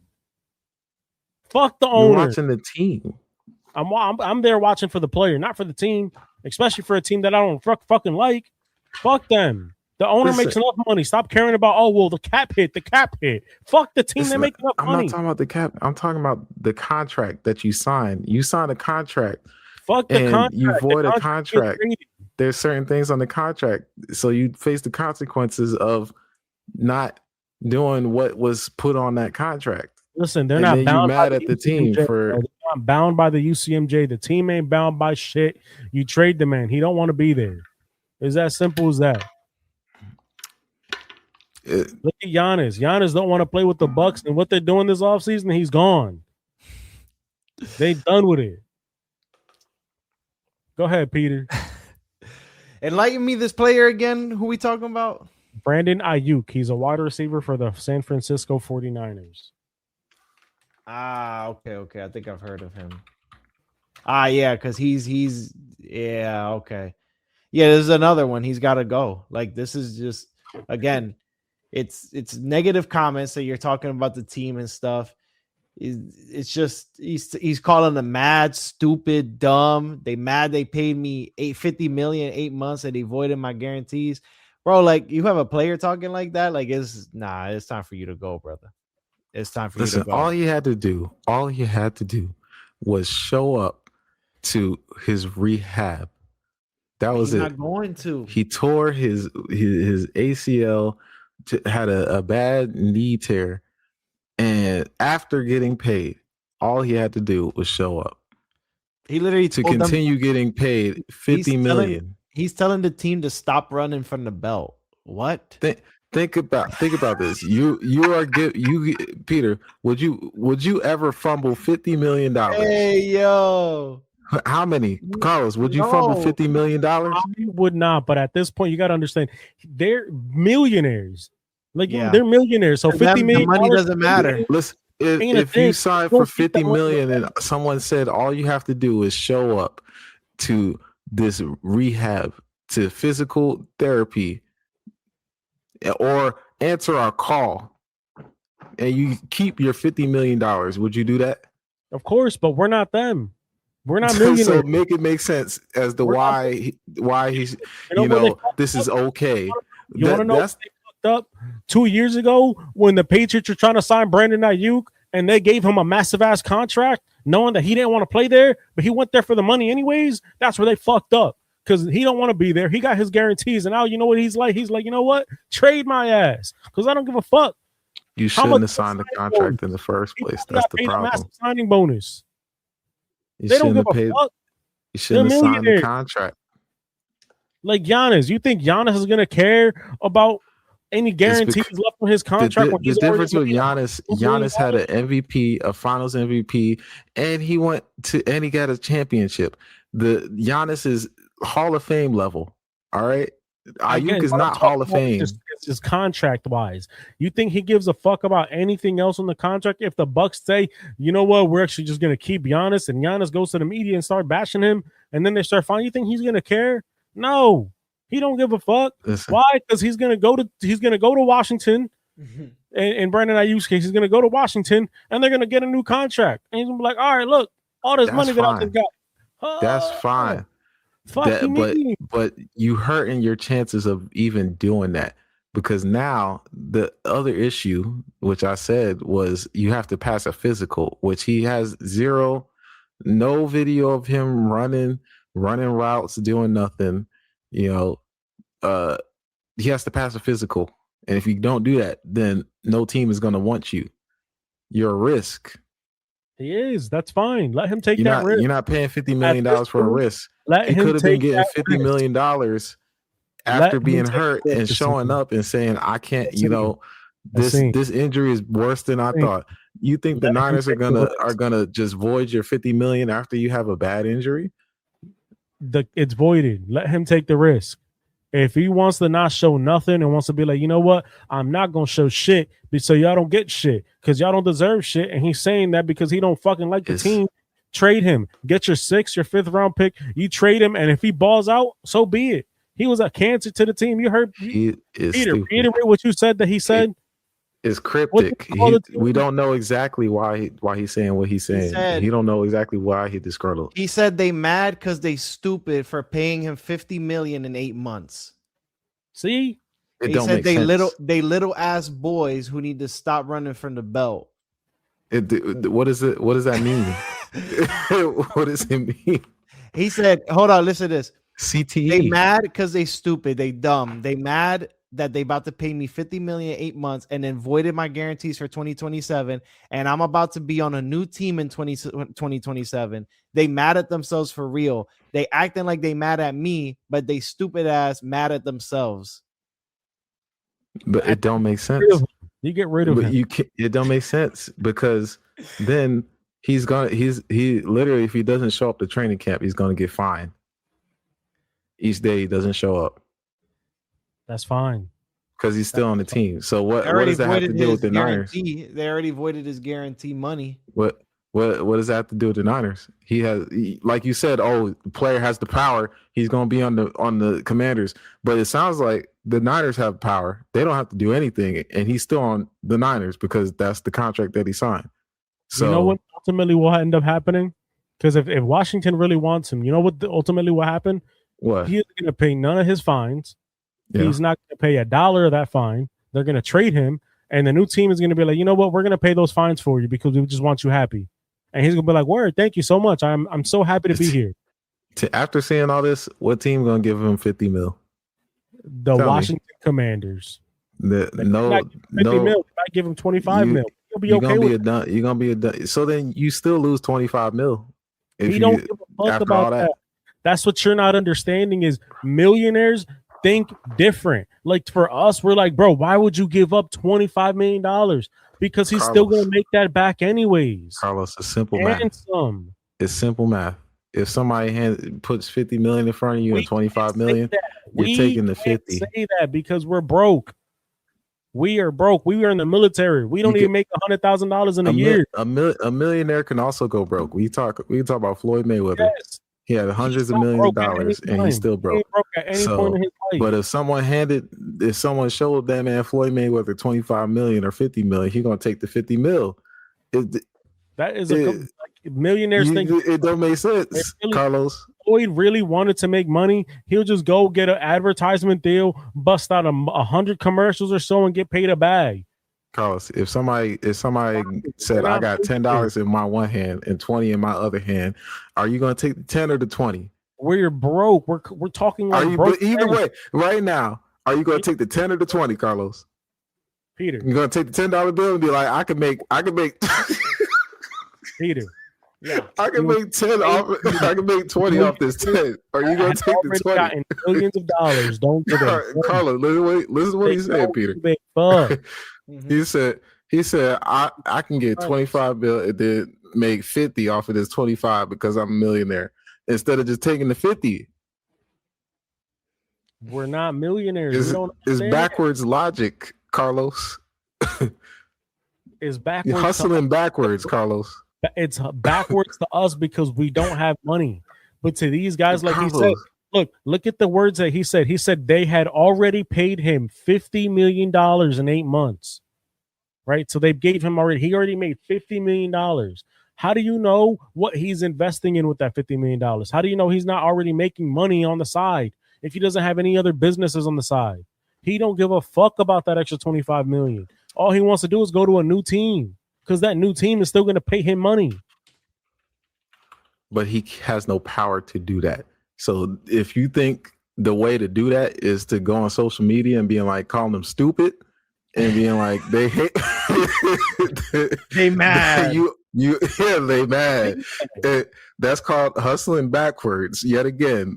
They need to trade him. They need to get him off the team. It's awful publicity. It's awful marketing. It's awful everything on the team. Ooh. And they just got Mike Evans. You get rid of him. You don't need him. Look, Who? let's move on because we're gonna go in circles. Me and Aseem. No, that's not a circle. We good. I'm good. That was Aseem, funny. I you had a guys good have laugh, noticed, Carlos. is a company What? man. He is what you call Listen. a yes man.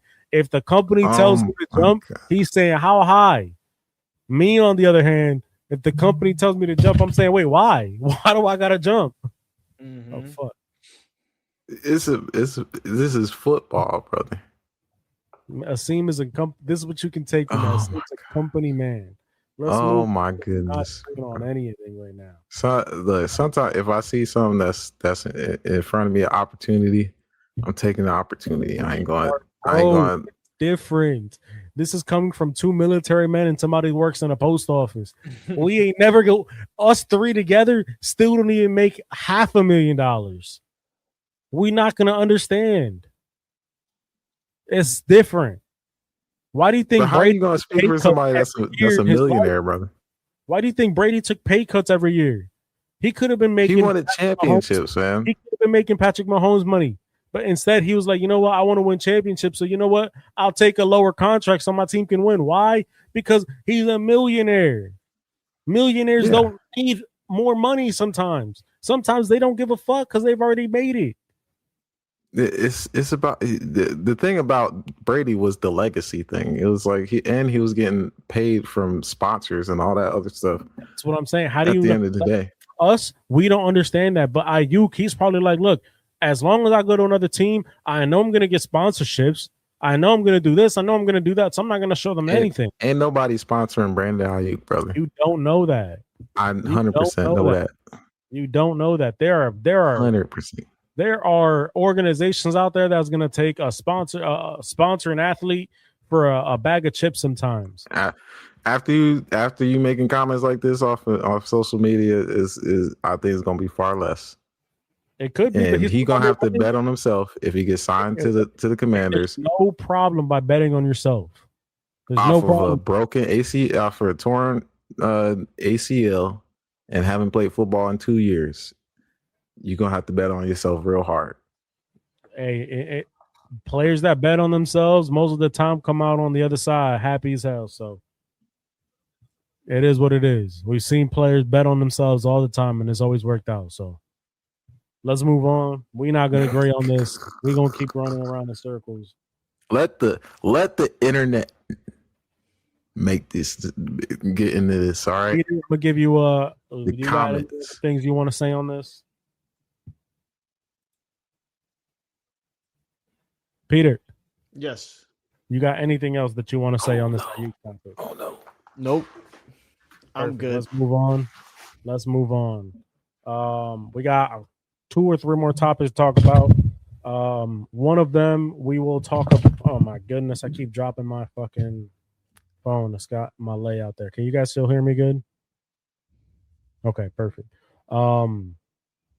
So we'll talk about the NBA Finals in a little bit. There's still 7 minutes left in the game. I do have the game up. I am keeping tracks on the game. San Francisco, or not San Francisco. This guy's got me talking about San Fran. San Antonio. 30-some point lead, and the lead is now a 13-point lead. I'm just going to say they're doing it again. But we will talk about that as the game is ending. MLB. Let's talk about a little MLB here. Yes, sir. We're still in our fantasy league. I'll let you guys know as my app updates here. So, excuse me. For standing purposes, I am in first place still. 9-1, 9-game win streak, the highest scoring team in the league. That is me. I'm very, very happy about that. Very, very thankful about that. In second place, you got my friend Nick. He is also the second highest scoring team in the league. He's 8-2. In third place, that man, Peter. Third highest scoring team in the league. He just had a tough loss. His team, quite frankly, just didn't perform last week, but he has a bounce back week, and he has a very, very, very tough matchup this week. It's not looking good for him this week. So, especially We'll try to pick it up. And the rest of the people, you guys don't really need to know them. All you got to know is that his team is currently tied for fourth place. He is on a 3-game losing streak. He is now 5-5. Yeah, so that is where we're at in the terms of fantasy baseball. I actually just had a tough matchup with Aseem last week. For some, and I'm gonna just put this out to the public, man. For some reason, whenever my team plays Aseem, it was like scratching my hair, wondering like why my team isn't performing the way it normally does. Like this week, I'm going up against Kevin. Obviously, he's another person tied for 4th place, and like I'm the highest weekly scorer. Like right now, my team has the most points in the league this week, and it's crazy to me because if this was the week that I'm playing Aseem, I'd be up by like 50 some points. I'd be cruising comfortably. I would not be stressing. Last week though, I'm stressing because I'm playing Aseem and he keeps either taking the lead, having the long lead, and I'm gonna be honest. The only reason I won is because there was a game a week. No, it was a day where my team went off. I had like 5 players score home runs. My pitching went crazy. Yeah, it made no sense. Probably had like 30 some points and my team scored 140 in a day. And like, if my team just had performed the way they normally perform every week, we win comfortably. I don't got to stress it out on a Sunday waiting for the game to end. But, you know, that's how it happened. That's how it happened to be. That's how they wanted it. So be it. Yeah. We're 9 wins. I'll tell you guys, I did complete a trade. I feel bad about this trade too. Peter, I'm sorry once again, okay? So I traded away Aaron Judge. I know, crazy, but I got William Contreras in return, okay? And I also traded away Mark Vientos, my 3rd baseman. But the trade has worked out for me because Judge, we made the trade before the news came out that he was going to be put on the IL. He was going to be out for a long period of time. And I'll let Peter talk about that when he talks about his team and he talks about his standout players. Mark Vientos is a great 3rd baseman, and for some reason he just hasn't played. For some reason, he is not getting any playing time, which is crazy to me still as well. But it worked out for me. So I'm sorry, Peter. Don't hold it against me. I didn't know that was going to happen. I thought it was a fair trade. I also picked up who I'm going to talk about next, my standout player of the week in the last couple of weeks, Brandon Valenzuela. The man is the catcher for the Toronto Blue Jays. He's batting a .252. He has 7 home runs, 18 RBIs.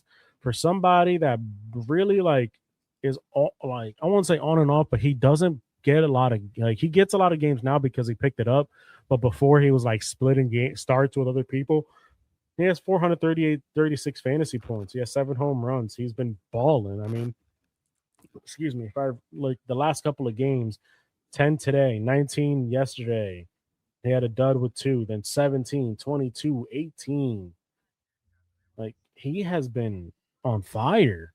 It was just a gem. I can't believe I found him. Luis Garcia Jr. Wow. For my second baseman, he plays first baseman, so I love it. Another one, batting .264, has 8 home runs. He is really, really good. He had 6 points today, but he wasn't starting today. He came in mid-game and pinched hit, and then took over the first place mound for the last two innings, and he went 1 for 2, 6 fantasy points. He even had an RBI.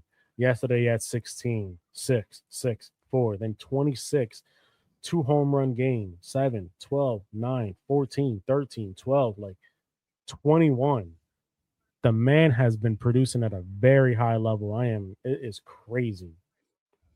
I had Mauricio Dubon, one of my other pickups when I played Aseem, was very big for me. He had 12, 10, 15, 12. He helped my team pick it up. And then obviously the big hitters, you got William Contreras, Wilson Contreras. My name in the league is now the Contreras code because they are monsters. I traded for Spencer Torkelson. Brandon Marsh has the highest batting average in baseball right now. He's been really good. Still got Andy Pajes killing it. Abreu's on a little slump right now, but it's still Abreu. He's a beast. He's going to pick it back up. Cam Schlittler had a rough week last week against the Scene for some reason. It's just everybody was having a rough week when I played the Scene. I don't get it. I just got that, he that put magic, the man. on my team. He put the juju on my team, but the juju didn't beat the team. Yeah, I hate it. Other Spencer Horwitz, another one. Man, he had 16 points today. Just a beast, a straight up beast. And I'm just gonna put this out there because I hope the people in the group chat see this and they understand where I'm coming from. I know I'm offering you guys these players that you're not too familiar with. Okay, stop looking at the name, look at the stats. When I offered you guys Spencer Horwitz, you guys said, "Who is that? He's a bum." Every time he plays, he don't look like a bum. Every time he plays, he don't look like a bum. He's batting a 289 with 9 home runs, 29 RBIs. That don't sound like a bum to me. If you look at his last couple games, 16, 13, 7, 6, 7, 12, 10, 15, 12, 15, 14, 17, 13, 12, 15. That's a bum. I'll keep my bum then. I'll keep my bum. Now I'm trying to offer people Spencer Torkinson. Oh, they're telling me, who's he? He's a bum. I'd rather have Jake Berger. Really? Because he had 12 points today. That's a bum? Y'all tell me if that's a bum. Obviously, Nolan Chanel got hurt, so I don't blame people for not wanting him. But even when he was playing, he was a beast. He was an absolute beast. I will talk about the downside to my team. Pitching is my double-edged sword. I have some hitters on pitching. It's just, Schlittler's had a rough time. Martinez had a rough couple of games. Chris Sale's having a rough patch right now. I'm sure they'll pick it back up, though. Gilbert's finally picking it up. Gavin Williams has had some tough matchups lately, especially against the Yankees. But that's what you expect going up against some of the better teams in baseball. He's going to pick it back up. Obviously, Crochet. Traded for Crochet. I traded for Glass now. And they're both not coming back anytime soon. Now they're on the IL 60 list. And it's a tough thing to see. So, yeah, shout out to Aseem. He traded me a detonating nuke, and he exploded the day that I got him. Do I regret the Bryce Harper trade? Not really. Not really at all. People are like, oh, man, that's such a bad trade on your end. No, not really. I needed pitching. Yes, Bryce Harper has been great. My team he's been to give up a player like Bryce Harper. Quite frankly, so be it. My team could afford that little bit of a loss. I'm not hurting at all. I have not been hurting at all. I got first base production at the wazoo. I'll just remember next time I'll negotiate a little harder because I settled for less. I threw Aseem a bone, and Aseem was playing hard fiddle with me for a couple of weeks after that. So next time we enter negotiations, let's just say I'm going to be very, very stern and hard to work with, just like he is to me. But it's all good. Oh, my goodness. Love. It is all love. Peter, the floor is yours. So, like Los was saying, me and him orchestrated a trade where I sent William Contreras over his way so he could join the Contreras brothers. And I got back Judge, unfortunately, injured. He's got a rib issue. He's going to be out 4 to 6 weeks. And for now, that's going to be the time period. It could be longer, hopefully not. But we'll see what's going to happen. Mark Vientos, who's been getting benched lately because of his offense. Yes, the putouts have been good whenever he plays first base, but the problem is that his batting average hasn't been that good, and they've been starting to change it up on them. And then the catcher I got, Bacelos, I think it was, the Orioles catcher. He just doesn't play every day for me, so I just decided to drop him. It's Bocello, by the way. It's Spanish. So we'll see what happens. Right. We're working into it to see what we could do. Hopefully Aaron Judge can come back soon, but we'll see what's going on. So we'll see what happens. You just need some of the magic juice. Some sensu beans he needs to get sent. The roids. Oh, yeah. Hey, Peter, also stand-up performers. Don't forget that. Stand-up performers? When I was doing my research on this, I'm not gonna lie. I'm very surprised that Murakami is still third in home runs when he's been injured already for like 2 weeks. I'm just like, how the hell is Murakami still in third place for home runs? That's insane. Whoops, sorry. Like Lo said, Harper, he's been picking it up a lot more. Who else has really stood out? Oh, Jacob Mizorowski. How can I even forget about him? Man is incredible lately. What he's been doing. Dude He is a monster right now. 7-2 with a 150 ERA, which is fantastic, with 116 strikeouts already. It's insane how many strikeouts this man has. He's been playing really good. Who else has been? Christopher Sanchez has been really good too. He did end that scoreless inning streak, but still phenomenal. Still up there with the strikeouts. It's incredible how good Christopher Sanchez is. Who else has stood out for me? Oh, Otani. Hey, Los, remember what I told you? Hey, he can't keep that ERA forever, and he got 3 runs scored on him today. I seen. Yeah, that's the thing with him, man. It's not possible to keep an ERA that low, unfortunately, in this league of how it is. And it's just going to continue to keep going up. I don't think it's going to go up a lot. Like, it's not going to be like he's a 4 ERA type of pitcher, but I just don't see him going under 1. And I think that was his biggest case for a Cy Young. And now with this, I just don't see him right now as of how the season's going right now, because we're not even in the halfway point. I just don't see Otani being in the Cy Young winner circle. I think it's between right now Jacob Mizorowski and Christopher Sanchez, who are both having phenomenal years. Mizorowski because of his high strikeout volume and how he's been making hitters look just silly. And then Christopher Sanchez for the innings and the low ERA. He's technically leading the league in ERA because of how many innings he's pitched. I think that's why, in my opinion, he's in the lead for the Cy Young Award. But Mizorowski is right there on his tail, so it's going to be interesting. But yeah, I think those players have been the ones that stand out for me. Anybody else off the top of my head that I can think of? I think that might be it. I can't think of anybody else off rip that I could see being like that's had like that good of a week or two. Word. Aseem, talk to us about your fantasy baseball team and about your standout players, standout performers. All right, so my fantasy baseball team has 3 losses in a row, all to close games on a Sunday evening. Very heartbreaking, very tough. To the top. No, it wasn't even top 3 teams. It was a team that was like in the bottom. Carlos and who was another? I forgot the 3rd team, but yeah, I mean, I don't know. I was like, I need to fix something. So, did you talk about the trade?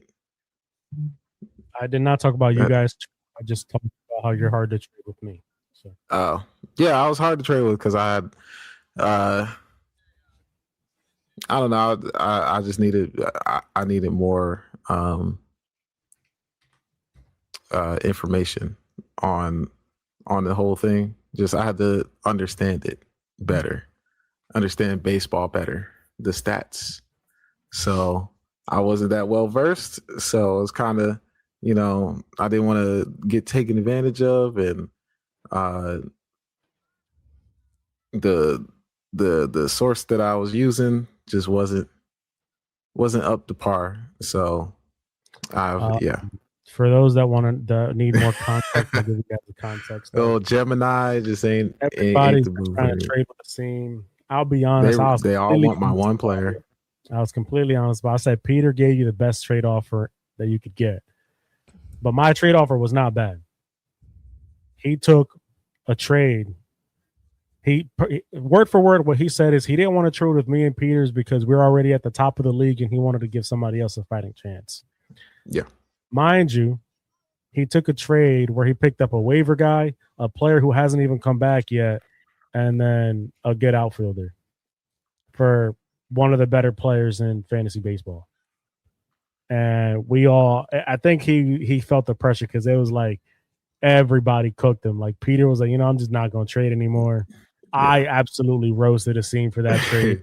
We have Fuad roasted him, Dom roasted him, Nick roasted him. That's how you know it's bad when everybody's like, nah, that's terrible. Yeah, everybody I was like, there's no way. And mind you, the guy that he traded for, Aseem picked him up against me and then cut him the next day and then still traded for him. Listen, I'll be honest. I know it might be hard to come to us about fantasy and about like what you should do. We're not going to steer you the wrong way. I am not a biased person. I am confident in my team beating anybody at their fullest strength. I'm confident. So I will help you. I even threw him a bone. And he fucked me. He said, you know what? I don't give a fuck. But go ahead, Aseem. Go ahead. Yeah, it happened. But I made a new trade with Peter. So the fans know what that trade is. Yes. Trade was I gave up Vlad.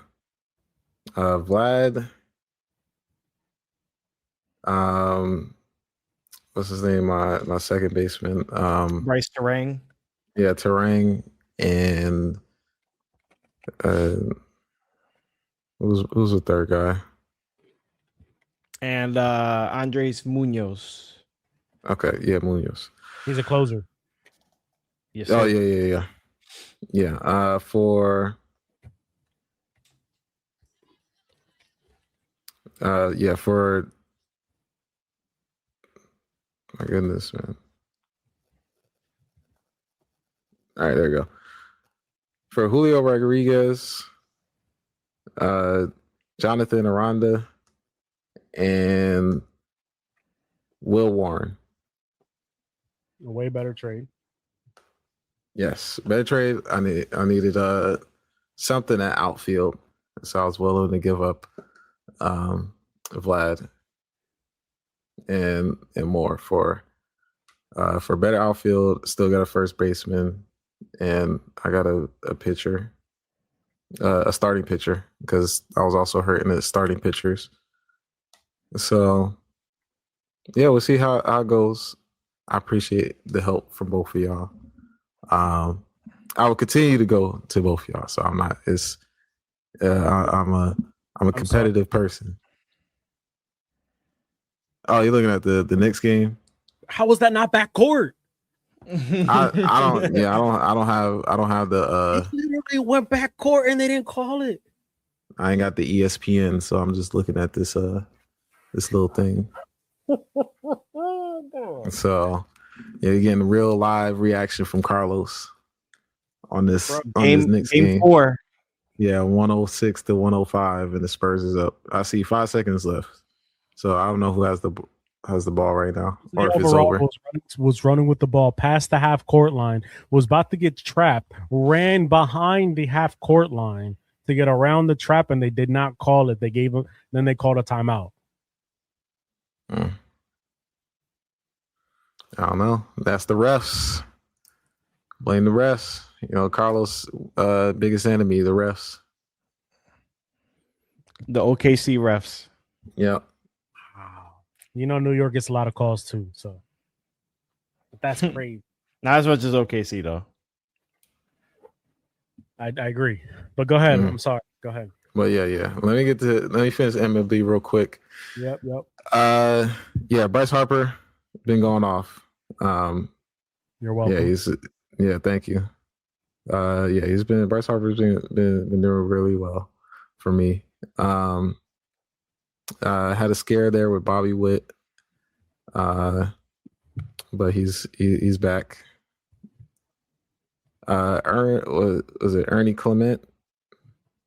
He's been Yes. up and down. You would have won if you would have just stuck by him. I know. It's it's annoying the way this has been going for me. Yeah.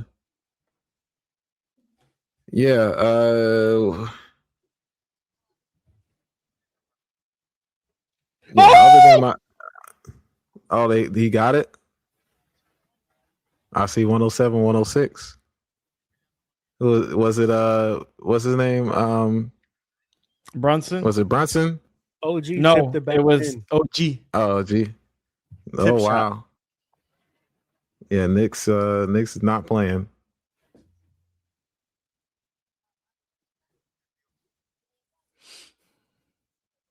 Go ahead. I'm sorry. All right.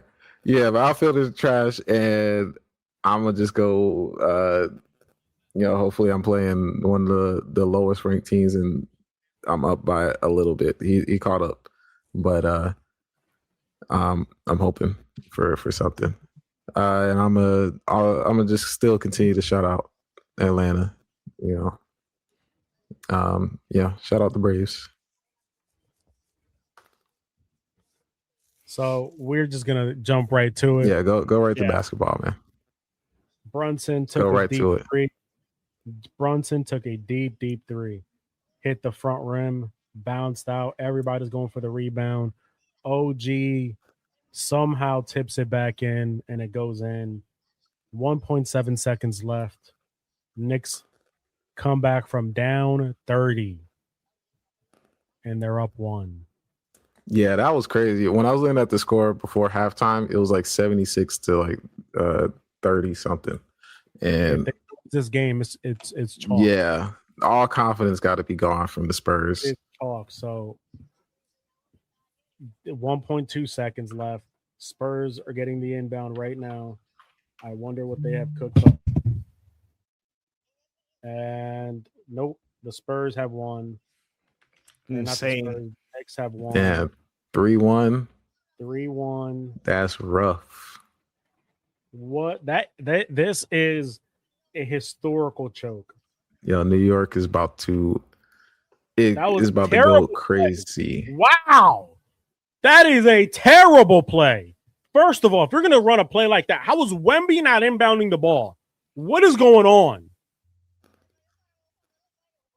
All right. The Knicks are up 3-1. We just saw an awful coaching job by the Spurs head coach. I forget his name. Mitch Johnson. Yeah, Mitch Johnson, I believe. Listen, absolutely terrible job. I've been on my fair share of blown leads, and I've gone on my ramps with my Celtics.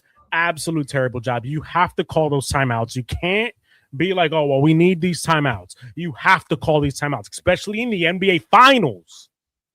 Holy shit.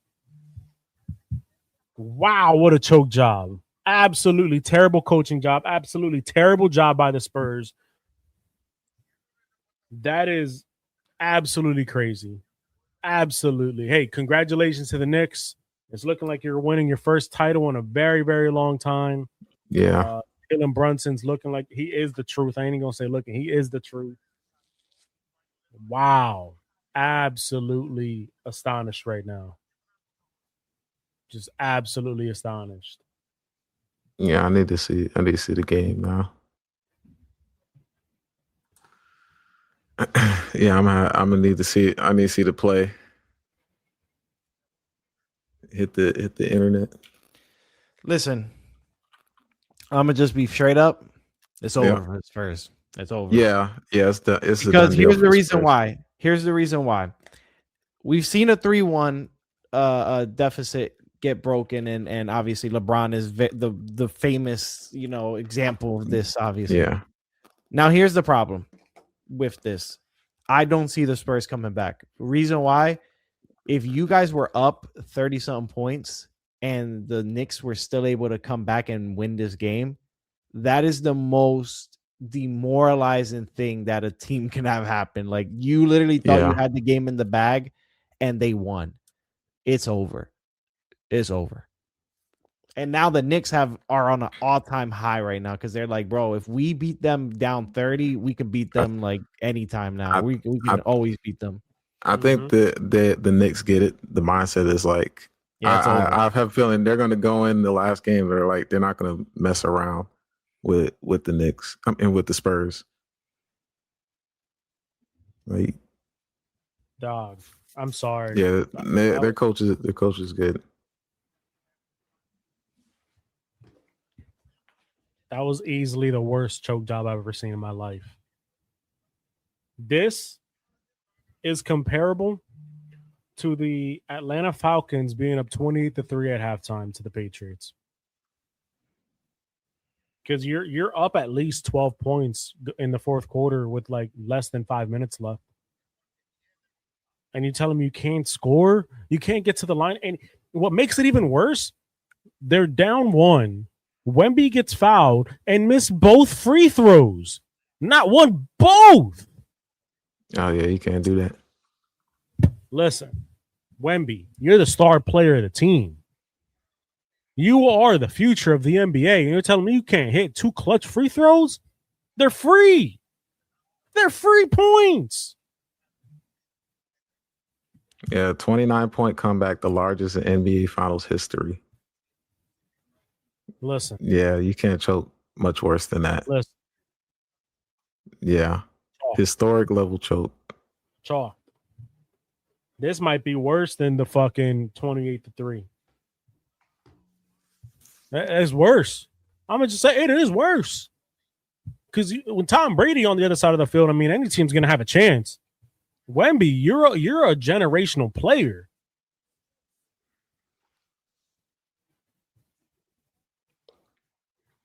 What a choke job. Yeah, where to go? I gotta look at the game to see where it went wrong. You gotta hit him with it. You gotta hit him with it, man. They choke big time. Yeah. All-time choke job. It's just crazy right now, man. And that's what I'm saying, Los. Like, it's over now because, like, after this choke, how else can you can't be comfortable? You can't even like take anything easy. No. At this point, you could be up 50 points and there's 10 seconds left in the fourth quarter and you're still nervous. You're like, I don't fucking know what's about to happen. Yeah. At that point. Yeah. It's terrible. Yo, Brunson had a ball game, 36 points, 5 rebounds, 7 assists, 3 from 7 from 3, 12 from 25. 12 for 25 from the field, 3 steals, plus 11 from the field. OG Anunoby, 33 points, 4 rebounds. True. 10 for 15 from the field, 7 for 9 from 3, 6 for 6 from the free throw line. 7 for 9 from 3. That's wild. Cat 13 and 10. Bridges 7 and 2. And then you look at the Spurs, you got Wemby with 24 and 13 with 3 blocks, no steals. Vassell 18 points. Fox 18 points. Champagne 5. Castle 13. Harper with 21. I mean, it's absolute terrible. And then another thing I'm noticing here from the Knicks, and this is just bad coaching job in my opinion, by Mitch Johnson. These are all the players that played in the game for the Knicks. You had Brunson, OG, Hart, Bridges, Cat, Shamet, Alvarado, Robinson, McBride, Clarkson, Huckport, Jeremy Shohan. He went 11 deep on his bench. Even if they only got 3 minutes, that's 3 minutes that gave his starters a break. Those are massive minutes when we're talking about the NBA Finals. You got Mitch Johnson on the other hand. It looks like he only went 9 deep on his roster. You got Wemby, Vassell, Fox, Champagne, Castle, Harper, Johnson, Bryant, and Cornette. Cornette only got 4 minutes, and you have Wemby playing 44 minutes. That is like, what are you doing? Yeah. What are you actually doing? And took no breaks. No breaks. Like you got Robinson with 13 and Cat with 26. Like they're fresh going into the fourth quarter compared to Wemby, who's out there gasping for air. Luke Cornette is a former NBA champion. When Kristaps Porzingis and Al Horford needed a break, you know who we put in? It was Luke Cornett. Luke Cornett would play 13 minutes in the game for us. And sure, he's not the best center. Sure, he might get bullied out there, but those are still valuable minutes. Yeah, how do you get 43? Yeah, how do you get that many minutes when they're up by like 30? Which is, I don't even know who this Huck Porty guy is. 3 minutes. That's 3 minutes that Robinson nor Cat had to be out there. And in the fourth quarter, those minutes matter. Terrible coaching job, guys. Absolutely terrible coaching job. Terrible job by the Spurs players. Like, is terrible all around. Like Peter said, chalk, cooked. The lead, you're not safe. You could be up 50 at halftime, and the lead ain't safe. At this point, yeah. Like, what else can you do? There is no. Literally, they're getting like someone is breathing down their neck, like completely, like it's like a wolf is breathing down your neck, ready to kill you. Like right there, it's over for the Spurs. Listen, and look, unfortunately for them, these bad mistakes are what's gonna cause these things. Hey, respect to Jalen Brunson, he is incredible. He is playing like an MVP. He is clutch. That man is on fire. That man deserves a Finals MVP after this Knicks win. And New York is about to lose. It's about to blow up. Yeah, it's literally about to blow up as soon as the Knicks win a championship. Yeah, the whole set. Yeah. OG definitely stepped up this game. That's crazy. Getting, Again, 33 with 7 threes, 7 to 9. Yep. That's 6 for 6 from the free throw line. Yeah, that's wild. He did very well. He did really, really good. And then Brunson, 41 minutes. Brunson played 44 minutes. Bro, what's that's crazy a star for you, bro. That's a star. That's a star that's willing to play the whole thing. Is if Wemby makes those 2 free throws, even with that tip in from Anunoby, they're up. Yep.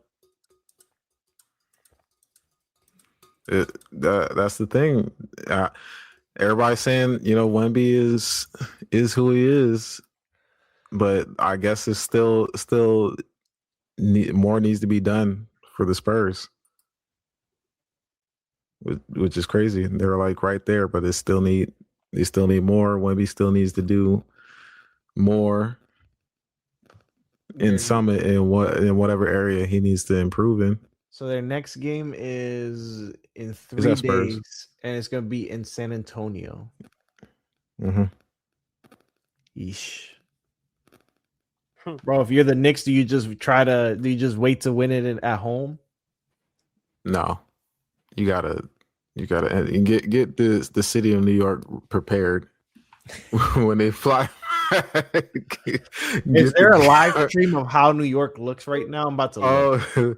Man, there's a live stream of New York right now. New York, to see how it's going right now. They probably haven't even left the stadium yet. Let's see what we got. New York about to burn, bro. You saw how they were after a loss. It's good. Look, good for New York, man. Times Square, there's a good amount of people out there. Good for New York. It's been a long time since they won something. Let's see. So I was saying we did this pod in the beginning of the season, right? Where we was talking about who's gonna. We was doing the pod at the beginning of the season. Where we was talking about who's gonna, who's gonna do something and what team that I was gonna roll with. Mm-hmm. Saying New York. Hey man, that's crazy. I'm just gonna say this now. I'm looking at you, Aseem, when I'm saying this, so I want you to look me right here in the eyes. Okay. Jalen Brunson is better than Luka Doncic. Los, you bet on I'm saying if he gets Finals MVP, I already said it. Yeah, I had texted Lorenzo put in bets for me. I already said it. If he gets Finals MVP, he's gonna be better than Luka for sure. Yeah, I mean, listen, I get that Luka, with the Luka won an MVP, right? Regular season. Oh, No, Oh, never mind. I thought he did. I was putting more respect on his name. Mm-mm. Nah, Jalen Brunson with that. I mean, with a Yeah, Finals MVP and a performance yeah. how he's doing right now. My thing was that conversation we had before about should they pay Brunson, and I was on the side of you pay him, yeah, yeah. and Carlos was like, no, it's gonna lock him up. No, he shouldn't be getting paid the most money, I forget the context of that. I think it was like in the like a most, couple and of years. it was like he was gonna get paid.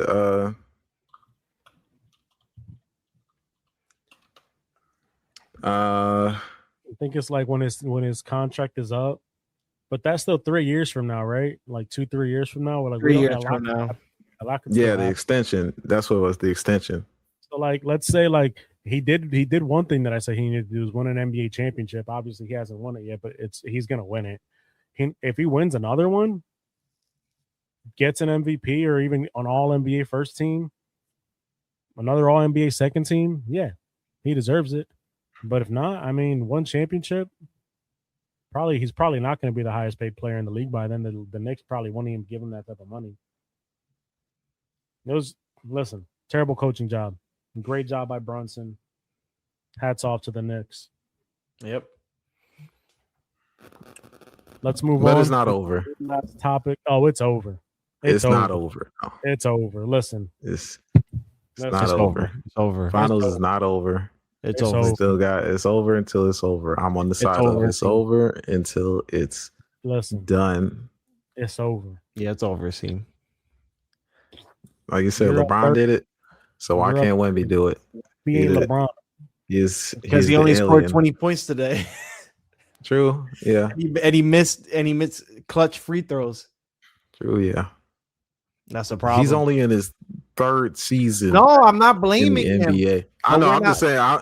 I'm saying like he's only in his third season in the NBA, and it's incredible how he's playing. And if he keeps playing if he stays healthy, I've been saying this. I've said this for a while. If he can stay healthy, he's about to be one of the greatest players we've seen because of how his abilities that he already has, and on top of that, he's only going to get better when he reaches his prime. Yeah. But the problem is, we're not there yet. We're here now. I know. He's in the championship, and this is a young team. Like this is a team that, like Los, who you said that's a champion before? Luke Cornett, right? Or that's been in the Luke Cornett. yeah. But like DeAndre Fox, he was with the Sacramento Kings. They've never even sniffed the finals before. Stephon Castle, like these are new guys. Dylan Harper, new guys. You know what I'm saying? Like this is a young new team that they've never even sniffed the finals before. So it's understandable for them to be playing like this, and making these mistakes. I'm not criticizing them for being like that. Now, just being honest with you, it's over. It's over because it's the truth. It's the truth. You blew a 30-something point lead and you lost in the NBA Finals, and now you're down 3-1. Where only one team in NBA history, only one team has been able to accomplish this, and that said team had either the greatest or the second greatest player of all time on the team. Yeah. The mental battle has been won by the Knicks. Exactly. That's what it seemed looking like. Because it's I'm not even saying it in a joking matter, Aseem. Because you just blew a 30-something point lead, you will never feel comfortable. Even if they spank the Knicks on the 13th, like they could spank the Knicks and be like, well, they're getting their ass handed to them. And they're still gonna be like, bro, you imagine like these people start coming back. Like they're never gonna get comfortable because of that. And now with all that stress on you and stuff, I just don't see them winning. And then on top of that, you have the Knicks, who are going to have the most confidence in the world because they're one win away from winning the championship. And they just came back from a 30-something point deficit. It's over. It's over. It's over. It's over. It's done. It's over. It's done. Listen, congrats. Listen, I'm gonna say this. Congrats to the Knicks. I didn't expect nobody from the East to win a championship. So listen, congrats to them. You guys put on a really good performance. Now, I'm not trying to diminish this possible win from the Knicks, but I have a feeling that if OKC was on the other side, I don't think that the Knicks would be playing this good and Yeah, winning. it'll be a better matchup. Yeah. Not Yeah, just 'cause that, the you know Knicks why? just matched up And well with you know why? Because of the refs. 100%. Because of the refs. Just saying. Just saying. Hey, look, let's move on. We got one more topic to talk about here, and it's gonna probably be the Freedom 250, boys. It's finally here. Oh man, it's here. And this is a first. This is a first. Looking rough. This is a very first. Okay. This card does not have a prelims. Nope. It is a straight main card banger. They want to get people out of there from the start. He said Trump got a bedtime. Cannot miss it. Bro, birthday. It's not even on a Sunday. It's a Saturday. It's not. I mean, it's not on a Saturday. It's a Sunday. Yeah. Starts at 5 p.m. Pacific time, 8 p.m. Eastern time. So it's going to be very early when this ends. But starting off from the bottom, Diego Lopez versus Steve Garcia. It's a good fight, man. It's a good fight. What do you guys think about this one? I'm going to tell you guys now, I got Diego Lopez by submission. But, you know what I mean? He's just too good for them. What are you guys going? What do you guys think? Let me go on the website real quick. I'm sorry. Hold on. All right. I'll go Diego Lopez. I'll agree with you on that. All right. And also just because I haven't seen much of Steve Garcia. Steve Garcia is he's like a decent fighter. He's like a killer be killed guy. He moved up from 135 pounds bantamweight because the weight cut was just too much. But he's stepping into the ring with a killer who's got a really good chin. I think Diego's gonna get this knockout. I'd say second round TKO for Diego Lopez. Okay. I mean, Lopez, he was the one that was that got just straight beat up and worked by the last fight. Both times. Oh man. Mm-hmm. Moving on, we got 3-0 for Diego Lopez. We got Bo Nickel versus Kyle Dawkins. Mm-hmm. America versus America here. America wins one way or another.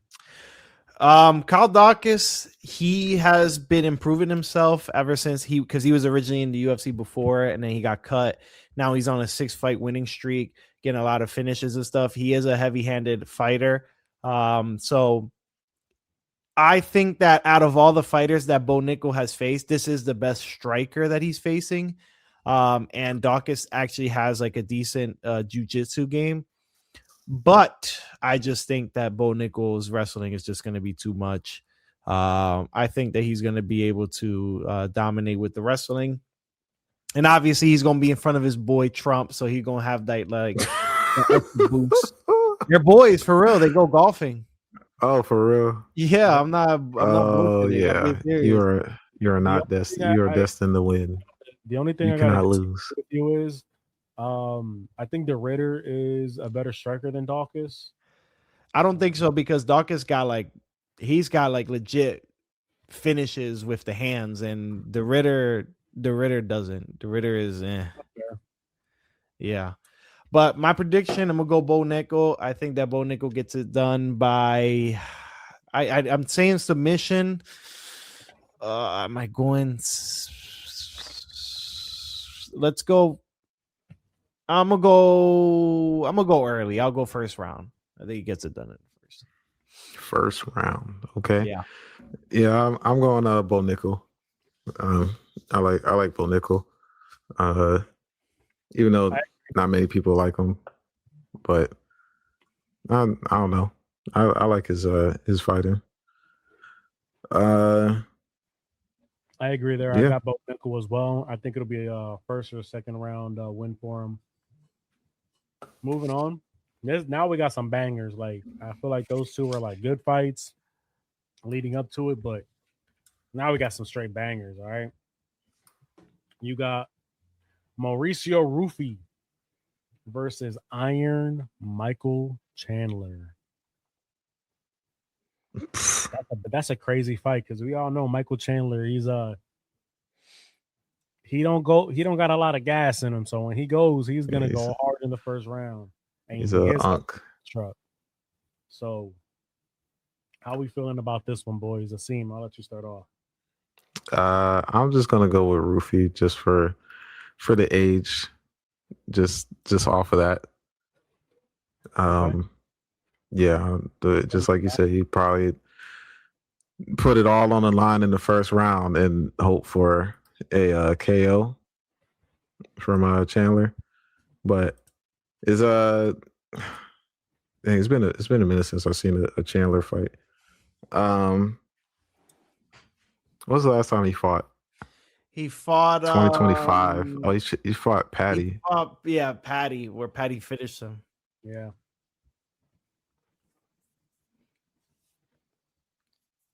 Okay, and he's got like submission and KOs. Yeah, I guess. I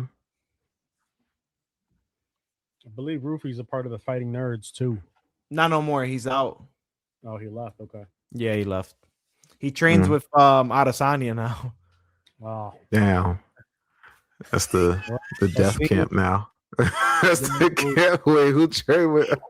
All right, change what I said. It's gonna be Chandler. I'm going Chandler. Going Chandler. Round 2. Okay. TKO. Oh, this is hilarious. Oh man. Yeah. All right. That camp is cursed or something, man. Somebody put a curse on their camp. Oh shit. That's so funny. Oh man. I'll go next. All right, so I feel like I like how I have to go into a story every time I give my picks and stuff, but it's just so you guys can understand my logic. I feel like the UFC is trying to give Michael Chandler the biggest layup ever. They're like, hey, we're going to match you up with this guy who has the worst takedown defense and the worst grappling in the whole division. Damn. We're going to put you in here because you're American and you like, you know how Michael Chandler is. Oh, American, so we're going to put you here and we're going to give you this layup. But Michael Chandler is like right next to Yuri Prochazka in the side of like having negative fight IQ. And I just have this feeling that Michael Chandler is going to try to strike with Mauricio Rufy. And Rufy is a master at this Taekwondo kicking style. Like it's insane, these kicks and flying knees that he does. And Michael Chandler has just been getting finished and just getting dropped. And he's low-key an idiot. So I'm going Mauricio Rufy to win by a first round knockout. Oh, Spectacular knockout. Spectacular. Oh no. Yep. That's crazy.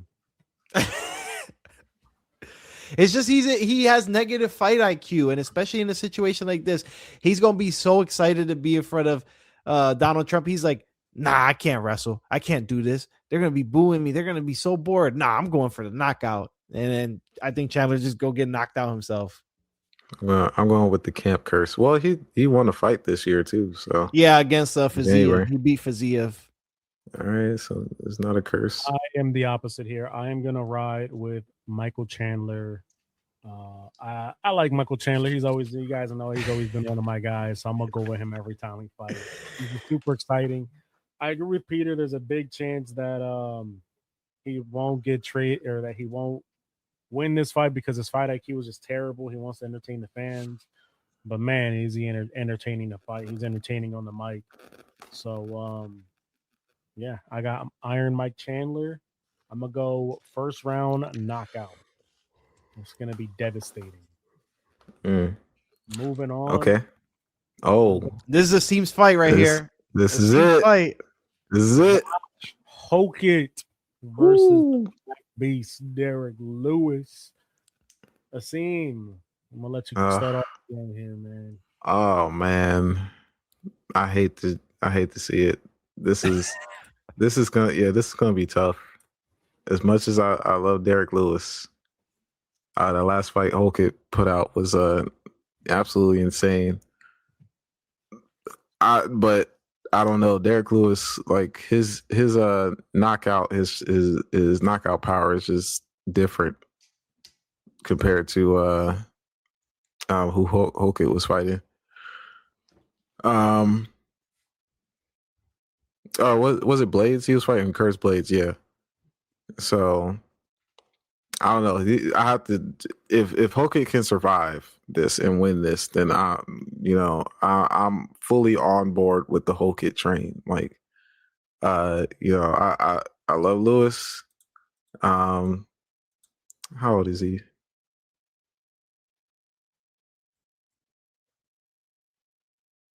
And he fought, and the last fight was what, the Costa fight? For Lewis, yeah, he got Waldo, where he got jabbed and he got dropped. Yeah, I remember that. I don't know. It's not like he's on decline. He just hasn't fought like that many times since then, and he's getting older. I don't know. Part of me, like, it feels like what Carlos is saying, where he's just giving a layup. But is Derek Lewis a layup? Really? Maybe now. So I'm gonna go with Holkett, just with the juice that he has right now. Ah, you're picking against your boy. I know. Crazy. I know. That's one of the. I wouldn't be surprised if Lewis knocks Holkett out, or if Holkett, and I wouldn't be surprised if Holkett just takes a different approach and wrestle, right? Because that's his main thing, wrestling. Yeah, he's a division. He's a national champion wrestler. Yeah, I'm sure Holkett would not want to go blow for blow with Derek Lewis. So. So yeah, I'll go with Holkett. Yeah, I don't know about it. Yeah, Holkett it'd be Holkett by like submission or something. But heavyweights don't really submit like that, right? I mean, I guess unless he wrestles him and then goes for a choke instead of trying to keep punching him. The thing with Derek Lewis is Derek Lewis has like this crazy ability to just be like getting dominated in wrestling, and then he just stands up like nothing and he's up again. I don't understand how. Like, yeah, wrestling don't work with him. Pure brute strength. Now, for Lewis, unfortunately, you're literally facing the second best wrestler. He's facing the second best wrestler that he'll face in his career, because I think Cormier is above Holkett, and Cormier took Lewis down easy. I mean, Cormier and Holkett aren't even in the same. Exactly. Yeah. But after that, Holkett is the best wrestler that Lewis is going to face. Cormier took him down easy. I think he didn't even eat a punch or two. I see the same thing happening with this. I don't see Derek Lewis standing a chance. I mean, I don't see Derek Lewis standing. Well, I'm not. Let me repeat myself.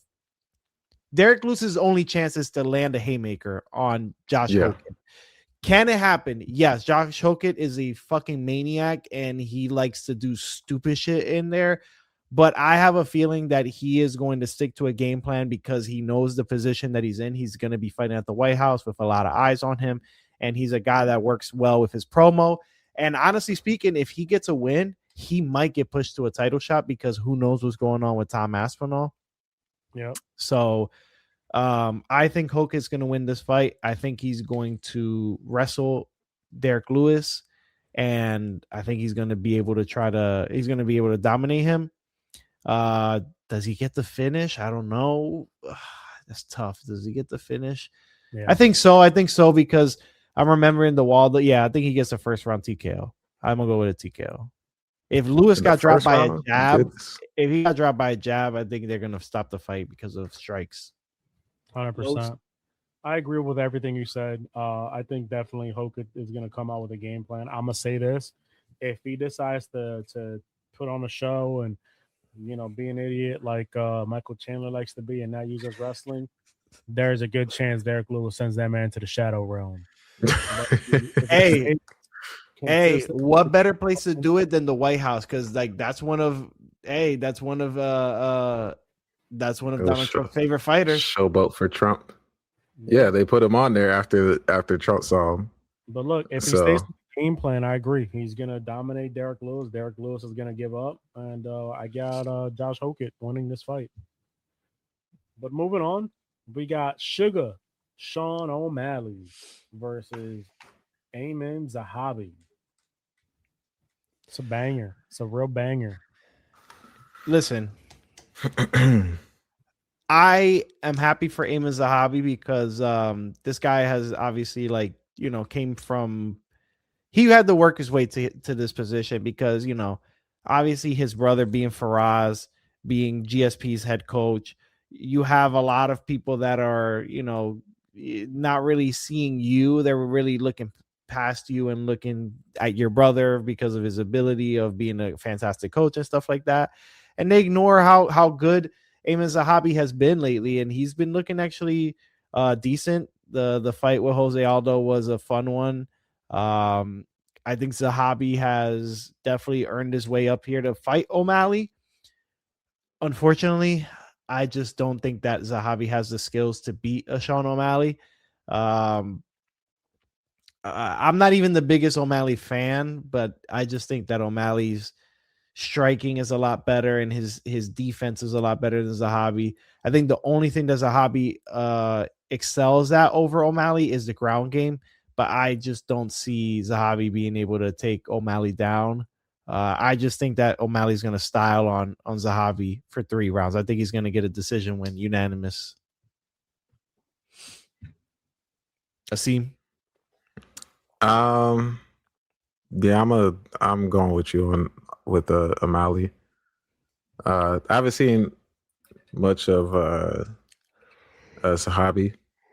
I didn't even know Aldo was still fighting, which surprised me. Well, he's retired now, but he fought. Okay. All right. But yeah, I'm with you. At first, I was like O'Malley all the way to the moon.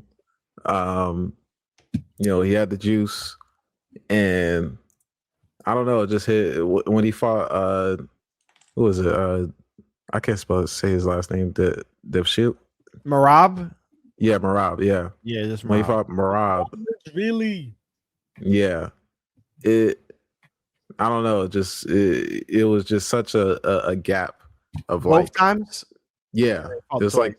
it was just like a gap of just levels to the fighting, but beyond just the striking, because it just kind of exposed them a little But now bit. Marab's not the champion no more. Peter Yan is, and O'Malley beat him. Yeah. Controversial one, but he did win. Yeah, he won. I think I remember the Yan. Yeah. I remember fight. that Peter. He dropped him in the 3rd round. Fun fight. Yeah, I agree. Yeah, he does have fun fights. He does have good fights and submissions. In the last fight with Yadong, I thought it was all right. He had like a clean, a clean, safe fight. He did what he needed to do. Yeah. So, I'll see, like you said, if that's the case, O'Malley is just on a different level than Zahabi. So, but I'll go with O'Malley. Everything you're saying, I'm agreeing, brother. I got O'Malley. I'm gonna give him a 1st round knockout here. Okay. Spectacular knockout at that. I just don't think Zahabi's gonna have enough for O'Malley. O'Malley, if I'm not mistaken, is the taller fighter, the longer fighter. Yeah, I'm looking at that too.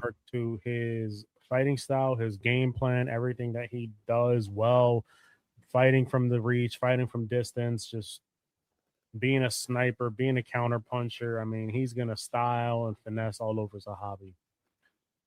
Moving on to the co-main event. Moving up. Trying to make history here.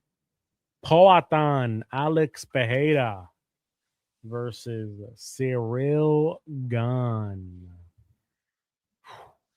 I'm going to just let you guys know now.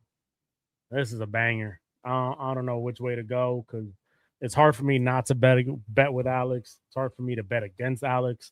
But the weight difference here against Cyril Gane, well, I don't know. I got to see how they look on, I guess, Friday or Saturday when they do the weigh-ins, because Alex is looking big, and I want to see how the weight is going to feel on Alex, if it's going to make him smell slower, if he's still going to be fast, because we know that Gane is a big heavyweight, and he's nimble. He's light on his feet. He's in and out. You know what I mean? So this is a tough fight to predict. If I'm going to predict it here, though, I'm going to ride with my guy. I'm going to ride with him because I want to see him win. Alex Pereira gets a second-round knockout on Cyril Gane, finishes him, becomes the interim heavyweight champion of the world. And yes, that is what I want to see. Okay. This is, to me, the hardest fight on the card to call. It's so hard. It's hard. You have, listen, Cyril Gane to me has dropped in value ever since the whole Francis fight. Ever since that Francis fight, he dropped a lot in value for me. John's like dominant because he was being stated as ask our John, our friend John. Ask John to tell you what he was saying back in like 22 when we were doing our old podcast of Pardon the Opinion podcast. I remember that our John had said that Cyril Gane was going to be the one to beat John Jones. And I was like, and I remember me and Los was like, I don't know about that. Brother, first of all, I think I even said that, I said that I think that Cyril gives Francis a tough fight, but I could see Francis still beating him. And sure enough, for the first 2 rounds, it was tough for Francis, and then Francis turned into a D1 wrestler and just dominated Cyril Gane for the next 3 rounds and won his belt. Yep. Gane fought John and just John obliterated him, ran through him, had literally Cyril Gane on the floor, like with his eyes wide open, like what the hell just happened? What the hell just happened? Yep. And then I did like how he was looking against Aspinall. I did think that he was winning that fight so far with Aspinall, and then he pokes Aspinall in the eyes. Even though that is Gane's fighting style, I don't think that it was on purpose that he did it, but he does need to, work on that. So he has fell in the rankings for me of like, wow, this is that guy. Like he's unbeatable and stuff. Like, no. Gane is good in certain parts, but he's an idiot as well with negative IQ sometimes. Poatan's a fantastic fighter, has really good abilities of that check left hook is insane. It's money. The leg kicks are money. He's got frightening power. Like, I don't understand. Like, he touches people and they just turn into like, they either get scared or they get dropped. It's one of the two. He's like 250 pounds right now, which is insane. Like he looks fucking massive. He's almost 100 pounds heavier than when he originally won his championship at 185. Like what? How the hell? Gaining 100 pounds is crazy. It's insane. Yep. Here's the thing. his chin was good at 205. He didn't get dropped or anything like that. At 85, yes, he got beat by Izzy. But at 205, his chin was pretty good. He didn't get dropped or anything like that. He was eating a lot of shots. I mean, now that he's not going to cut no weight, basically, his chin's going to be even better. My question is the power. Is the power going to be able to translate to heavyweight? I think it can. Well, he's facing a guy in Ghana that he's never even been dropped, technically. So is Alex going to be the first one to drop him and KO him? Mm-hmm. He could. Mm-hmm. So look, this is my prediction. My heart is telling me Alex Pereira. And earlier today, when we were talking about how we wanted to pod today, because we missed this, and obviously speaking to everybody and putting it out there, I originally had Cyril Gane winning because I see Alex making a mistake and Cyril making him pay. And then I thought about it again. And Cyril doesn't have like that KO power to just kill someone in one shot. His is volume. Yeah, pepper shots. And I started thinking again, and I think Alex is going to be able to really hurt Gane with those leg kicks, hurt his movement, which is Gane's biggest weapon. He's in and out with the movement. I think those leg kicks are going to be very dangerous. They're going to very much hurt Gane because Gane has never felt like something like that before. And I think Alex is going to catch Gane with a check left hook because Gane has the bad negative IQ of leaving his hands down, especially especially because he's a southpaw, especially that right hand. He always keeps it down, so it's never covering the chin. He uses everything for slips. I see Alex catching him with a check left hook after hitting him with a bunch of peppering leg kicks and him getting the championship, becoming the first 3-division champion, even though it's interim. But we know what's going to happen. We know Tom is going to get stripped and they're going to give Alex that undisputed belt. This man is going to make history. And I think that John Jones comes out of retirement and fights Alex. Okay. I think so. Aseem. Aseem, what you got?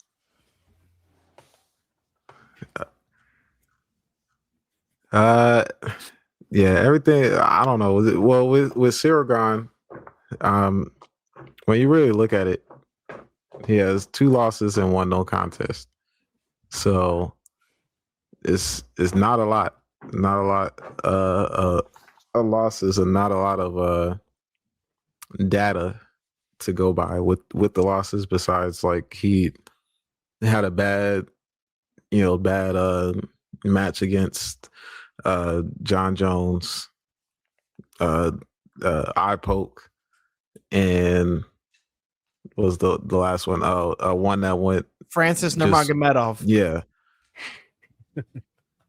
Francis. Oh, I was like, you confused me for a second. Francis Makachev. That's what happened. Yeah. So yeah, just the game plan done changed for him. Got flipped upside down because he thought he was trying to avoid getting knocked out, but ended up being a whole different story. So, I think Cyril Gane is like the more, even though I feel like he's the underdog, he's more like the wild card of it because Pereira, is his first time being heavyweight. Is he used to being in his weight? We know that he's gonna still have his knockout power, but is it gonna be the same when it comes to heavyweight type of knockout power? We see Cyril Gane he hasn't been KO'd, but he's gotten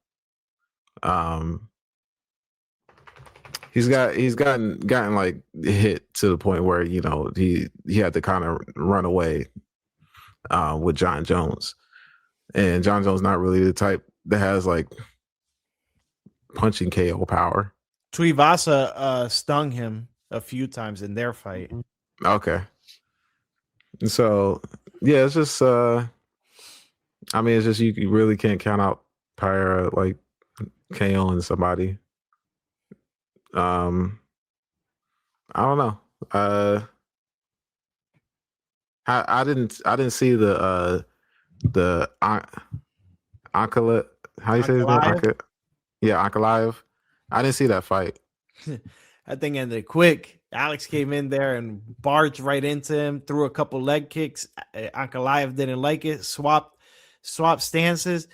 Alex came right over with a overhand right, not even the left. It was an overhand right, boom, and dropped him right away. So what about the first fight? The first fight, according to Alex actually was dealing with some health issues. So apparently his training camp wasn't the best. And you could tell like Alex didn't look like himself in there, and he basically got like kind of like dominated in the wrestling and stuff by Ankalaev. But it wasn't like he didn't get like beat down and was like, wow, like he got worked or something. Nah, it was like it was just like, yeah, he lost. But then obviously like they gave him the rematch again. And then you seen what happened. He finished him in the first round. Yeah. Okay. No dispute. And then you have the Israel fight where he got, KO. Yeah, but that was at 85. 185. So and that was his last fight at 85. He cut 40 some pounds for that fight. So would that? So my thing is, would gaining weight going the opposite direction affect anything? So what I was saying was, so when he moved up to 205, his chin got better because obviously when you cut more weight, you're dehydrating your brain. So any shot to the head, you're literally like it's increasing the likeliness of your lights going out. So Alex going up in weight from 85 to 205, even though it's 20 pounds, it's 20 pounds that he don't got to cut no more. And it helped him a lot. Like he was able to eat shots from a lot of people. He ate shots from Ankalaev. He ate shots from Khalil Roundtree, Jan Blachowicz. Excuse me. I wouldn't say Jamal Hill because Jamal Hill, I don't even think touched him except he kicked him in the dick. That was it.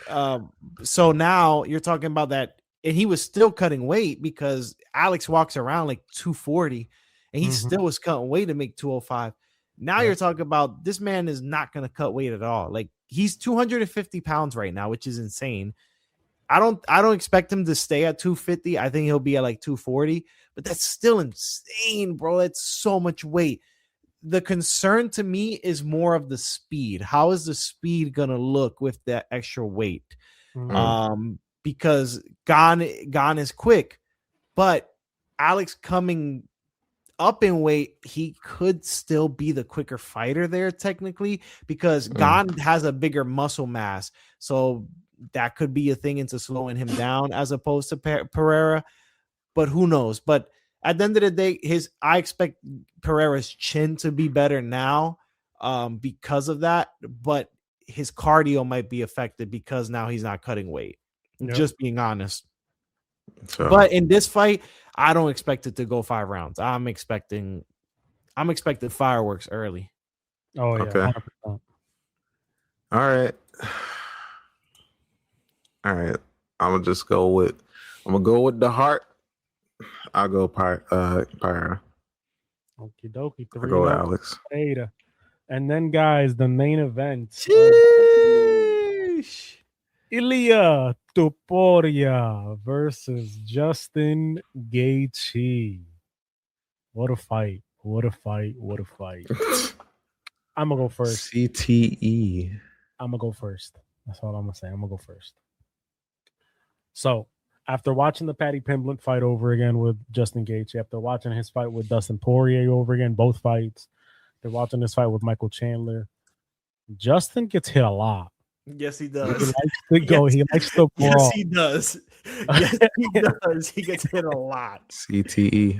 I don't know if you want to fight like that with Lopes. Real quick, I think he has the highest absorption rate of strikes. I think he gets I think he puts out six.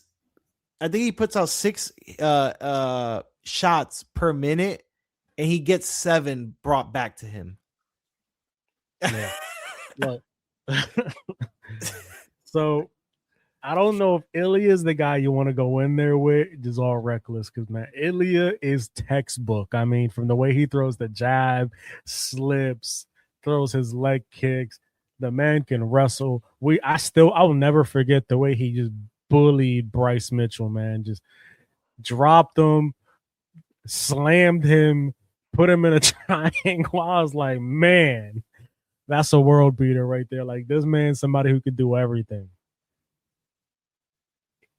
He knocked out Max. The way he knocked out Max was just so clean, so textbook. I mean, just he literally set him up. He knew that he was going to try and rotate to the right, and he doubled up on the combination there and extended it to a 3-punch combination. Came in, I believe it was a left hook over the top that just sent Max down, and then just had the instinct to finish him with the ground and pound. And Max even said he went out. The way he caught Volkanovski. And then the way, so Justin doesn't move back either. Like, Justin likes to bang. And we saw what happened with Charles Oliveira. He said, you're going to walk into me and I'm going to knock you out. I think it's the way we saw Charles Oliveira fall. I think it's going to be that.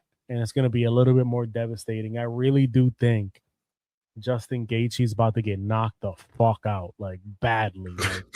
Like badly, bro. And he even said if he knocked out, got knocked out against Max again, retiring, we're about to witness Justin Gaethje retire, bro. Because he knocks you out, bro. It's like, it's devastating. It's like you feel it on the TV. You're like, oh man, like when he knocked out Charles and Charles' knees hit his chin and then went back, I said, man.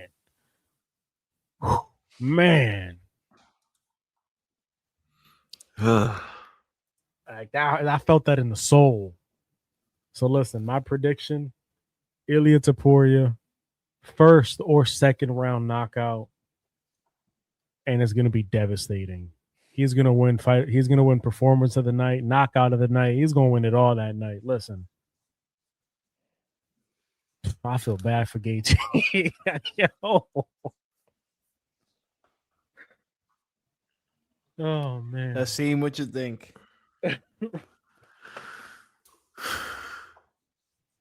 I believe in Gaethje. Oh, okay. I believe he's not afraid. That he's not, for sure. He's not. That is true. He's ready to go. He's gonna lay it all on the line. He knows he's got nothing left to lose. This is it. The epitome. The highest of the high that he'll ever get in his UFC career, probably. So, you know, win or lose, this is it for him, and he knows it.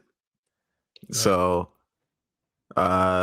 yeah, I believe that's all I gotta say.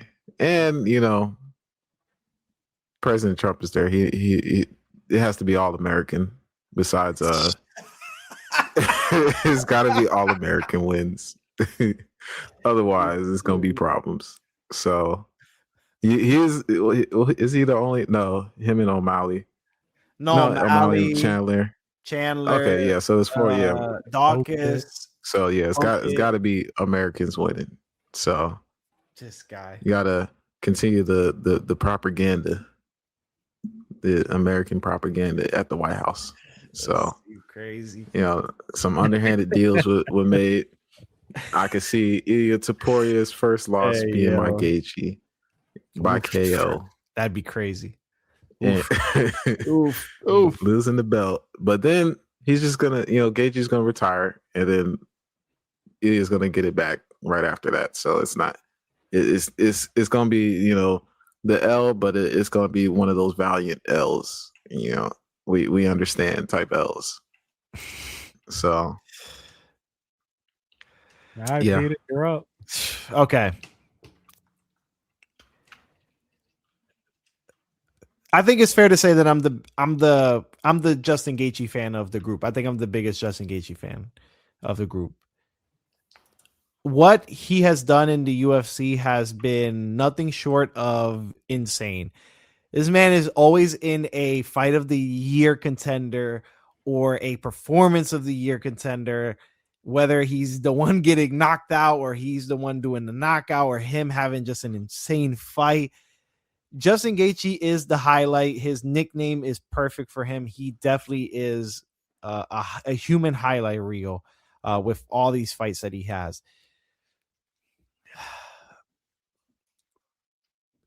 Los hit the nail with the hammer.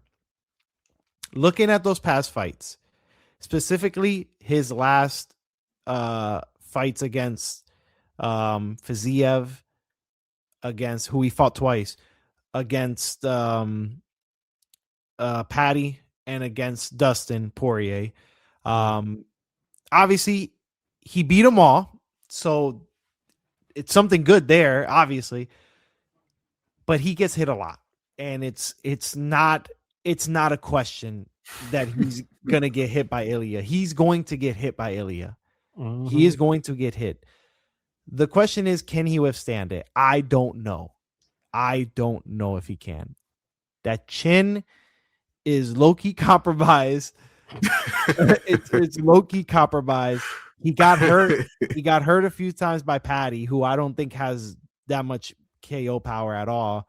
I know that he KO'd Chandler, but he just, to me, I don't think he's got the KO power that Ilya's got, and he got hurt by him.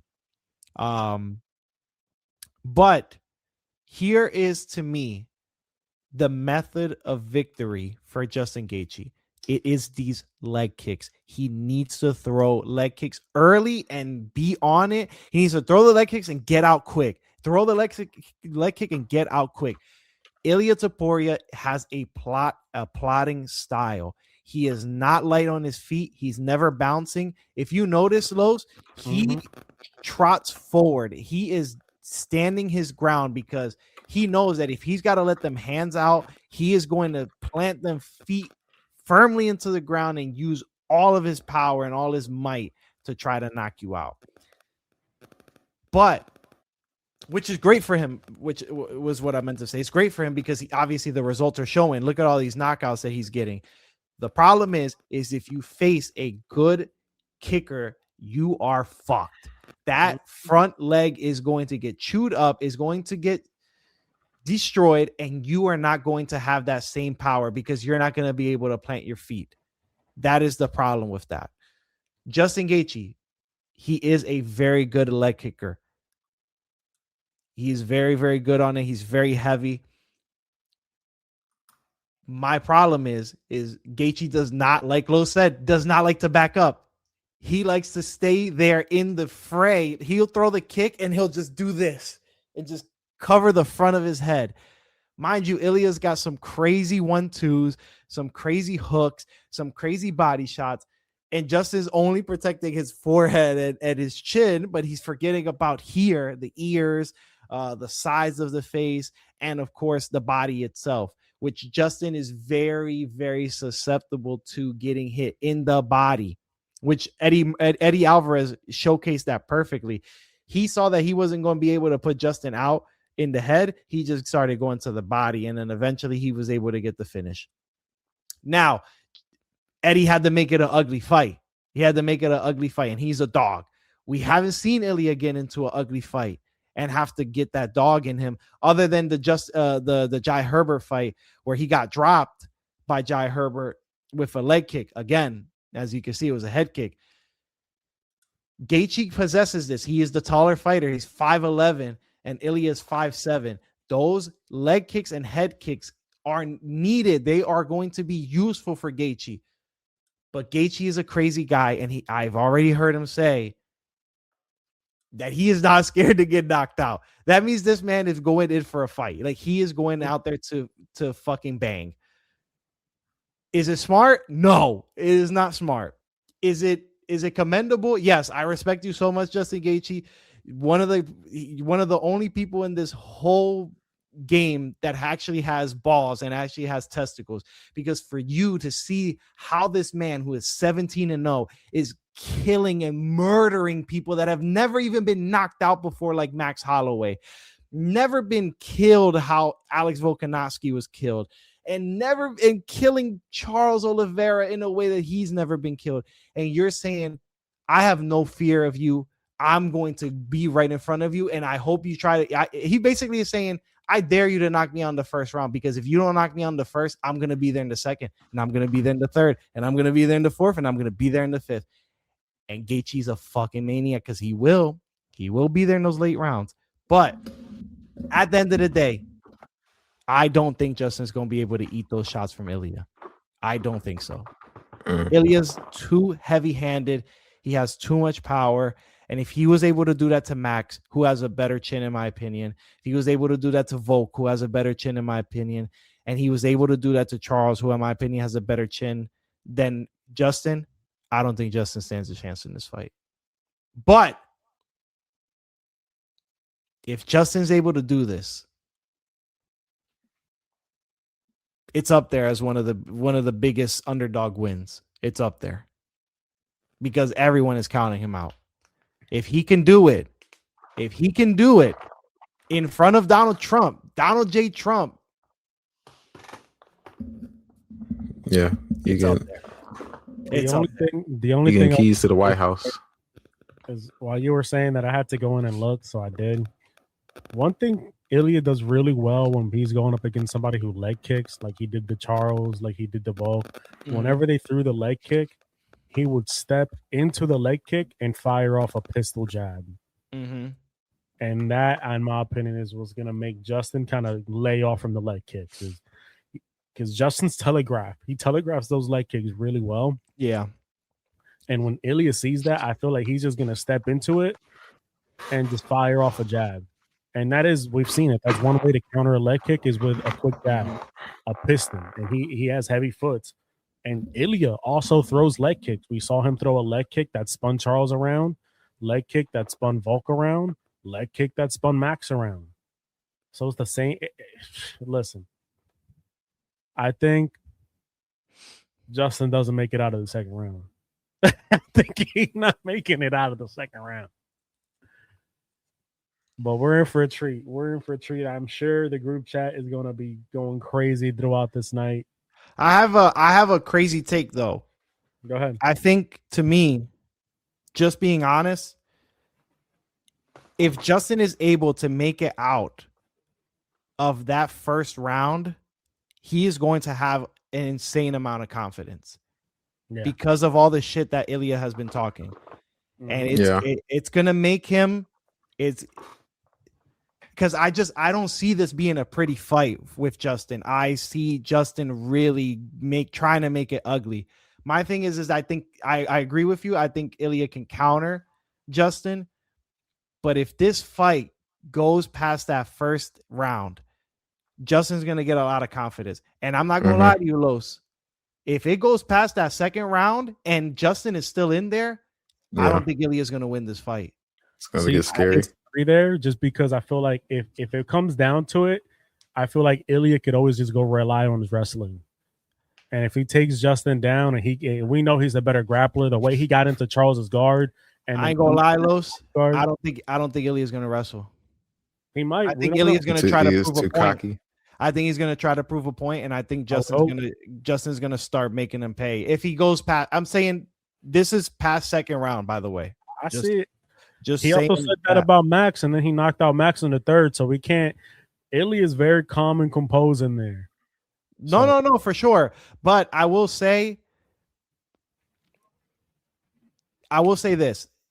It's just we know how Justin is. He makes the fight dirty. Look at that fight with Patty. That was a dirty fight. And low key, I think it should have got stopped in that first round. He was hurting Patty. Oh yeah, hurting him bad. Yeah, Patty was doing absolutely nothing. Striker of a Ilya or a Justin. No, of course not. But I'm just saying, I just feel like if it goes past that second round, again, if it goes past the first, Justin's gonna gain a lot of confidence because he's gonna be like, well, I just absorbed a lot of your shots and you ain't put me out, you're fucked. Because you say you were gonna kill me in the first. Because he literally said it's not going past the first round. It's not. It's 2 minutes. It's 2 minutes. And you know how it is. Like, yes, the same thing happened with Max, where he was able to finish Max in the 3rd round. But don't forget too, the way that Max fights and the way that Justin fights, it isn't the same. Justin's gonna try to be. It's like you said it. Justin doesn't go back. He keeps going forward. He keeps going forward, and he's gonna try to gas you out, even if it means he gasses himself out. And another aspect that we're not taking in consideration with none of these fights, the fights are outdoors, and it's gonna be very humid that day in Washington D.C., and it's gonna be very hot as well because of all them lights that are gonna be facing down. Now, granted, I don't see this going past the first because I think Ilya's too good and I think his skills are there and he's just got that power. But I'm just being real here. If that fight is going into the deep rounds, I don't see Ilia Topuria winning this. Okay. I respect it. But hey, look, that's our predictions. That is what you guys got to look forward to. Hey, I took mine down. And I'm gonna put the parlay in. The parlay will be locked in. I'll be also locked putting in some parlays this weekend too. Don't worry. But look, that is it for us today, guys. From Peter, Aseem, and myself, have a great week. We'll try and be back next week. I know Aseem is gonna be in. I'll have my laptop, so I'm probably bringing my microphone, so it should be an issue. I just gotta see where I'll be at, and if the person I have a roommate, so I might have to go to like somewhere to do it. No worries, somewhere no to worries. pot. You guys got any final words? I'm good. All Nope. right, well, my last words are rest in peace, Justin Gaethje. Oh my gosh. Peace. Oh, and Knicks, congratulations. Yeah, go Knicks. Shut down New York. Congrats, Call up Nick. the National Guard. Get New York ready. Peace out, boys.